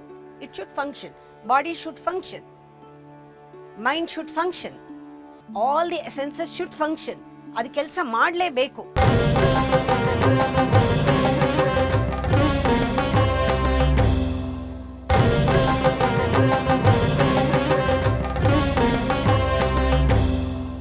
ಉಪನಿಷತ್ತುಗಳು ಇಂದ್ರಿಯಗಳನ್ನ ಕುದುರೆ ಅಂತ ಹೇಳುತ್ತೆ. ಅಂದ್ ಯಾಕೆ? ಕುದುರೆ ಮೇಲೆ ನೀವು ಕೂತ್ಕೊಂಡಾಗ ಅದು ಎಲ್ಲೆಲ್ಲಿಗೂ ಹೋಗುತ್ತೆ ಅಂತ. ಕುದುರೆಯಿಂದ ಇಳಿದು ಬಿಡೋದಲ್ಲ. ನಿಜವಾದ ಸವಾರನಾದವನು ಏನ್ ಮಾಡ್ತಾನೆ? ಅದನ್ನ ನಿಯಂತ್ರಿಸ್ತಾನೆ. ಅದು ನಿಜವಾದ ಕಲೆ. ನಾವು ಬೇಕಾದ ಕಡೆಗೆ ಆ ಕುದುರೆಯನ್ನ ತೆಗೆದುಕೊಂಡು ಹೋಗ್ಬೇಕು. ಅದು ದಿಕ್ಕಿಲ್ದೆ ಸಿಕ್ಕಾಪಟ್ಟೆ ಓಡುತ್ತೆ. ಆದ್ರೆ ನಿಮಗೆ ಬೇಕಾದ ಕಡೆ ಅದನ್ನ ಲಗಾಮ್ ಹಾಕಿ, ಕಡಿವಾಣ ಹಾಕಿ ಅದನ್ನ ಉಪಯೋಗಿಸ್ಬೇಕಲ್ಲ. ಆ ತರ ಇಂದ್ರಿಯಗಳನ್ನ ಹತೋಟಿನಲ್ಲಿ ಇಟ್ಟು ಉಪಯೋಗಿಸ್ಬೇಕು. ಯಾವಾಗ ಇಂದ್ರಿಯಗಳು ಆತ್ಮನಿಗೆ ವಿರುದ್ಧವಾಗಿ ನಡ್ಕೊಳ್ಳುತ್ತೋ, ಜೀವಕ್ಕೆ ವಿರುದ್ಧವಾಗಿ ನಡ್ಕೊಳ್ಳುತ್ತೋ, ಜೀವಕ್ಕೆ ಹಿತ ಇಲ್ಲದೆ ಇರೋ ಹಾಗೆ ಮಾಡುತ್ತೋ, ಅದೇ ದುಷ್ಟತನ ಅಂತ ಹೇಳ್ತಾರೆ. ಅಹಂಕಾರವನ್ನ ಇಂದ್ರಿಯಗಳು ಪೋಷಿಸ್ತಾ ಅಹಂಕಾರಕ್ಕೆ ಏನ್ ಬೇಕೋ ಅದನ್ನ ಮಾಡ್ತಾ ಹೋಗ್ತಾ ಇದ್ರೆ ಇದನ್ನೇ ದುಷ್ಟತನ, ದುಷ್ಟ ಸಹವಾಸ ಅಂತ ಹೇಳೋದು. ನಮ್ಮ ಬುದ್ಧಿ ದುಷ್ಟರ ಸಹವಾಸ ಮಾಡೋದು ಅಂದರೆ ಹಾಗೆ, ನಾನು ನನ್ನದು, ನನಗಿಷ್ಟ ಬಂದಿದ್ದು ಮಾಡ್ತೀನಿ, ನನಗಿಷ್ಟ ಬಂದಿದ್ದು ನೋಡ್ತೀನಿ, ನನಗಿಷ್ಟ ಬಂದಿದ್ದು ಕೇಳ್ತೀನಿ, ನನ್ನನ್ನು ಯಾರೂ ಕೇಳೋರಿಲ್ಲ. ಇದು ದುಷ್ಟರ ಸಹವಾಸ ಮಾಡಿದ್ರೆ ಬುದ್ಧಿ ನಾಶವಾಗುತ್ತೆ. ಕೃಷ್ಣ ಇಲ್ಲಿ ಹೇಳ್ತಾ ಇದ್ದಾನೆ, ನೀನು ಇಂದ್ರಿಯಗಳನ್ನು ಅದುಮಿಟ್ರೆ ಏನೂ ಪ್ರಯೋಜನ ಆಗೋದಿಲ್ಲ. ಗತೇಂದ್ರಿಯನಲ್ಲಿ ಪುಣ್ಯ ಏನಿಲ್ಲ, ನೀನೇನು ಇಂದ್ರಿಯಗಳನ್ನೆಲ್ಲ ಉಪಯೋಗಿಸ್ತಾ ಇದ್ರೆ ಏನು ಪುಣ್ಯ ಬಂದ್ಬಿಡುತ್ತೆ ಅಂತಿಲ್ಲ. ಅದು ಆ ಅರ್ಜುನನಿಗೆ ಹೇಳ್ತಾ ಸಾರಿ ಇಂದ್ರಿಯಗಳನ್ನು ಅದುಮಿಟ್ರೆ ಏನು ಪ್ರಯೋಜನ ಇಲ್ಲ, ಅದು ಪುಣ್ಯ ಅಲ್ಲ ಅರ್ಜುನ. ಈ ಬಡವ ಆಗಿದ್ದವನು ನಾನೆಲ್ಲನೂ ಬಿಟ್ಬಿಟ್ಟಿದ್ದೀನಿ ಅಂದರೆ ಏನು ಪ್ರಯೋಜನ? ಸಾಹುಕಾರ ಆಗಿರಬೇಕು, ನಾನೆಲ್ಲ ಬಿಡ್ತೀನಿ ಅಂದರೆ ಅದರಲ್ಲಿ ಅರ್ಥ ಇದೆ. ನಿನಗೆ ಶಕ್ತಿ ಇರಬೇಕು, ಬಲ ಇರಬೇಕು, ನೀ ಅದನ್ನು ಹೊಡೆಯೋದಿಲ್ಲ ಒಬ್ಬನ್ನ ಅಂತ ಇಟ್ಕೊಂಡಿದ್ರೆ ಅದರಲ್ಲಿ ಶಕ್ತಿ ಇದೆ. ನಿನಗೆ ಮಾತಾಡೋದು ಸರಿಯಾಗಿ ಬರಬೇಕು. ಇದು ಹೇಗೆ ಅಂತಂದರೆ, ಈ ದರಿದ್ರ ನಾದವನು ವಿರಕ್ತಿ ಬಂದರೆ ಏನು ಪ್ರಯೋಜನ? ಹಲ್ಲಿಲ್ದವನು ಪಥ್ಯ ಮಾಡ್ತೀನಿ ಅಂದರೆ ಏನು? ಅದರಲ್ಲಿ ಏನಿದೆ? ಮೂಕ ಅವನು. ನಾನು ಮಾತಾಡೋದಿಲ್ಲ ಅಂದರೆ ಏನಿದೆ ಅದರೊಳಗೆ? ಇಂದ್ರಿಯಗಳು ಕೆಲಸ ಮಾಡಬೇಕು, ಆದರೆ ಅದನ್ನು ಕೆಲಸ ಮಾಡುವಾಗ ಅದರ ಇತಿಮಿತಿಯನ್ನು ತಿಳ್ಕೊಂಡು ಕೆಲಸ ಮಾಡಬೇಕು. ಕೆಲವರು ಮಾತಾಡೋದಿಲ್ಲ, ನಾನು ತುಂಬ ಗಂಭೀರ ಅಂತಾರೆ, ಆದರೆ ಆ್ಯಕ್ಚುಲಿ ಅವ್ರಿಗೆ ಮಾತಾಡೋಕ್ಕೆ ಬರೋದೇ ಇಲ್ಲ, ಬಾಯಿ ಬಿಟ್ಟರೆ ಬಂಡುಗೇಡು ಅಂತ. ಆದರೆ ಅವರು ಬಹಳ ಗಂಭೀರ, ನಾನು ಇರೋದೇ ಹಾಗೆ, ನನ್ನ ಸ್ವಭಾವ ಗಂಭೀರ ಅಂತ. ಆದರೆ ಒಳಗಡೆ ಅವ್ರಿಗೆ ಮಾತಾಡೋಕ್ಕೆ ಬರೋದೇ ಇಲ್ಲ. ಈ ಥರ ಅಲ್ಲ. ಭೀಮನಿಗೆ ಧರ್ಮರಾಯ ಹೇಳ್ತಾನೆ, ನಿನಗೆ ಬಲ ಇದೆ, ಹಾಗೆ ಅಂತ ಹೊಡಿಬಾರ್ದು, ಅದರಲ್ಲಿ ಇರೋದು ಶಕ್ತಿ. ಈ ಕೆಲವು ಸತಿ ನಿರಪರಾಧಿತ್ವ ಅಂತ ಹೇಳ್ತಾರೆ ಇದಕ್ಕೆ. ನಾನೇನು ಮಾಡಲ್ಲ, ನಾನು ನಿರಪರಾಧಿ ಅಂತ. ನಿರಪರಾಧಿತ್ವ ಕೂಡ ವಾಸ್ತವವಾಗಿ ಅವು ಗುಣ ಅಲ್ಲ, ಅದು ಗುಣ ಅಲ್ಲ, ಆ ಗುಣ ಲೋಪಗಳು ಅಂತ ಕೃಷ್ಣ ಹೇಳ್ತಾನೆ. ನೀನು ಇದೆಲ್ಲ ಮಾಡಲ್ಲ ಅಂತಂದ್ರೆ ನಿನ್ನಲ್ಲೇನು ಆ ಒಂದು ಇದಿಲ್ಲ, ಆದರೆ ಇದೆಲ್ಲ ಗುಣಲೋಪ, ಎಲ್ಲ ಗುಣಲೋಪವು. ದಂಡ ಸಾಮರ್ಥ್ಯ ಇರಬೇಕು, ಆದರೆ ದಂಡಿಸದೆ ಬಿಡಬೇಕು, ಅದು ನಿಜವಾದ ಕ್ಷಮೆ. ಆ ದಂಡ ಸಾಮರ್ಥ್ಯ ಇರಬೇಕು, ನಿನ್ನಲ್ಲಿ ಕೈಲಿ ಬಲ ಇರಬೇಕು, ಆದರೆ ದಂಡಿಸಬಾರ್ದು, ಅದು ನಿಜವಾದ ಕ್ಷಮೆ ಅಂತ ಹೇಳ್ತಾನೆ. ನಮ್ಮ ಇಂದ್ರಿಯಗಳಲ್ಲಿ ಯಾವಾಗ ಒಂದು ಪಟುತ್ವ ಬರುತ್ತೆ, ಅಂದರೆ ಆ ಒಂದು ಶಕ್ತಿ ಬರುತ್ತೆ. ಆ ಇಂದ್ರಿಯಗಳನ್ನು ಆಳ್ತಾ ಇರೋದು ಯಾರಿವಾಗ? ಆತ್ಮಬಲ, ಪ್ರಜ್ಞೆ, ಚಿತ್ಶಕ್ತಿ. ಇದು ಅಹಂಕಾರ ಅಲ್ಲ, ಮನಸ್ಸಲ್ಲ, ಬುದ್ಧಿ ಅಲ್ಲ. ಯಾವಾಗ ಆ ಪಟುತ್ವ ಇಂದ್ರಿಯಗಳಿಗೆ ಬರುತ್ತೆ, ಆ ದುಷ್ಟತನಕ್ಕೆ ಆ ಇಂದ್ರಿಯಗಳು ಹೋಗೋದಿಲ್ಲ. ಇದನ್ನ ನಿಜವಾಗ್ಲೂ ಸದ್ಗುಣ ಅಂತ ಹೇಳೋದು. ಕೈಲಾಗಲ್ಲ, ಮಾಡಲ್ಲ ಅಲ್ಲ, ಕೈಲಾಗತ್ತೆ, ಆದ್ರೂ ಕೂಡ ಇವಾಗ ಮಾಡೋ ಅವಶ್ಯಕತೆ ಇಲ್ಲ, ನಾನು ಮಾಡಲ್ಲ ಅನ್ನೋದಿದೆಯಲ್ಲ, ಅದು ಸದ್ಗುಣ. ಅದರಿಂದ ಇಂದ್ರಿಯಗಳನ್ನ ಅದುಮಿಡೋ ಹಾಗಿಲ್ಲ, ಇಂದ್ರಿಯಗಳನ್ನ ಕಟ್ ಹಾಕ್ಬೇಕಾಗಿಲ್ಲ, ಅದಕ್ಕೆ ನೀವು ಪನಿಷ್ಮೆಂಟ್ ಕೊಡಬೇಕಾಗಿಲ್ಲ. ಇಂದ್ರಿಯಗಳು ಪ್ರಪಂಚದ ಸೌಂದರ್ಯವನ್ನ ಸವಿಬೇಕು, ಗ್ರಹಿಸಬೇಕು, ಅದನ್ನ ಕಳ್ಕೊಳ್ಬಾರ್ದು, ಸ್ಪಂದಿಸಬೇಕು, ಆದರೆ ಅದಕ್ಕೆ ವಶವಾಗಬಾರ್ದು. ಇದು ಬಹಳ ಮುಖ್ಯ.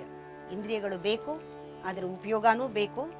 ಶಬ್ದ, ಸ್ಪರ್ಶ, ರೂಪ, ರಸಗಂಧ ಇವೆಲ್ಲಿಂದ ಪ್ರಪಂಚವನ್ನು ಅನುಭವಿಸ್ಬೇಕು, ಪ್ರಪಂಚವನ್ನು ಸ್ವರ್ಗವಾಗಿ ಮಾಡ್ಕೊಳ್ಬೇಕು, ಆದರೆ ಸ್ಪಂದಿಸಬೇಕು, ಆದರೆ ವಶ ಆಗಬಾರ್ದು. ಇದೇ ಬಹಳ ಮುಖ್ಯವಾದ ಸಂದೇಶ.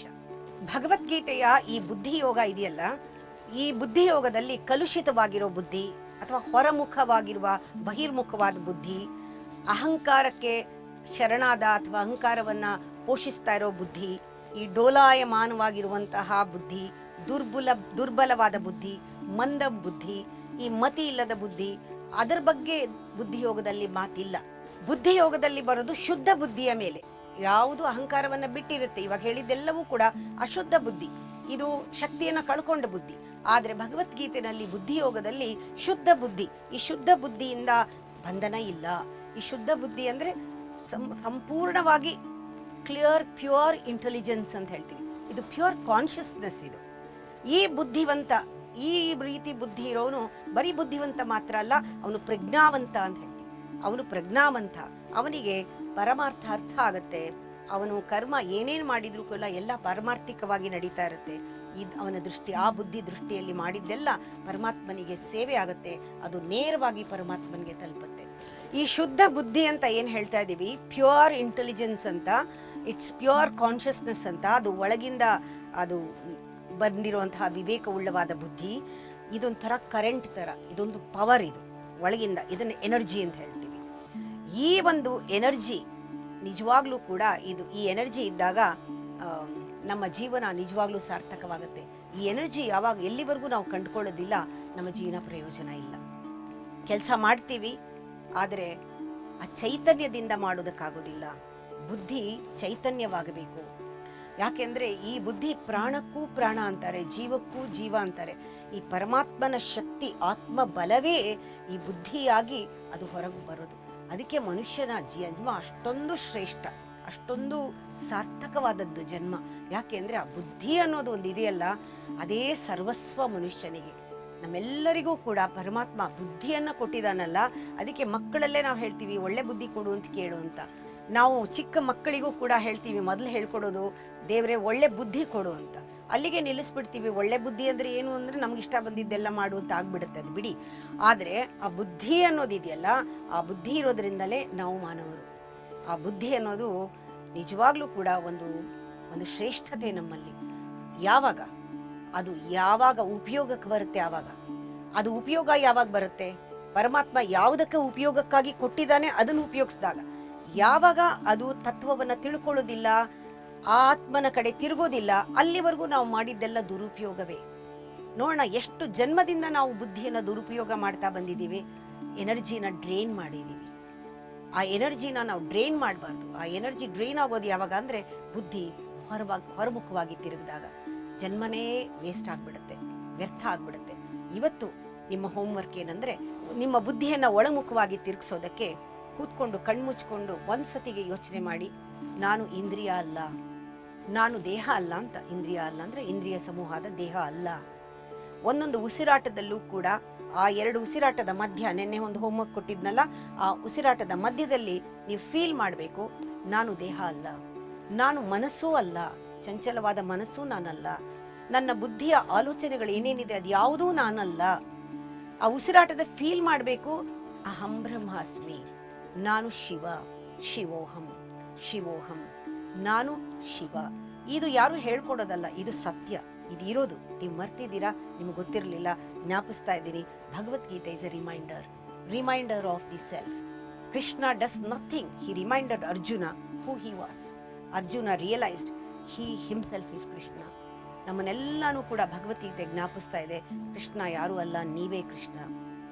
ಯಾವಾಗ ಆ ಬುದ್ಧಿ ಒಳಗೆ ತಿರುಗಿದಾಗ ಗೊತ್ತಾಗತ್ತೆ, ನನ್ನಲ್ಲಿರುವ ಆತ್ಮ ಪರಮಾತ್ಮನೇ ಕೃಷ್ಣ. ಕೃಷ್ಣ ಅನ್ನೋದು ಒಂದು ತತ್ವ, ಆ ತತ್ವ ಅನ್ನೋದು ಸತ್ಯ. ಇದನ್ನು ನನ್ನ ಜೀವನದಲ್ಲಿ ನಾನು ಕಂಡುಕೊಳ್ಬೇಕು ಅಂತ ಈ ಥರ ಧ್ಯಾನ ಮಾಡಿ, ನಾನೇ ಪರಮಾತ್ಮ, ನಾನೇ ಕೃಷ್ಣ ಅನ್ನೋ ಭಾವನೆಯಲ್ಲಿ ಕೂತ್ಕೊಳ್ಳಿ. ಆಗ ಈ ದೇಹ ದೇವಸ್ಥಾನವಾಗತ್ತೆ. ಎಲ್ಲವೂ ನೀವು ಮಾಡೋ ಕೆಲಸ, ನೀವು ಏನೇನು ಮಾಡ್ತೀರಾ ಎಲ್ಲವೂ ಕೂಡ ಪುಣ್ಯದ ಕೆಲಸವಾಗುತ್ತೆ. ನೀವು ಹೋದ ಕಡೆ you can create a very beautiful atmosphere, good climate around wherever you go. ನಾಳೆ ನಿಮ್ಮನ್ನು ನೋಡ್ತೇನೆ. ನಮಸ್ಕಾರ.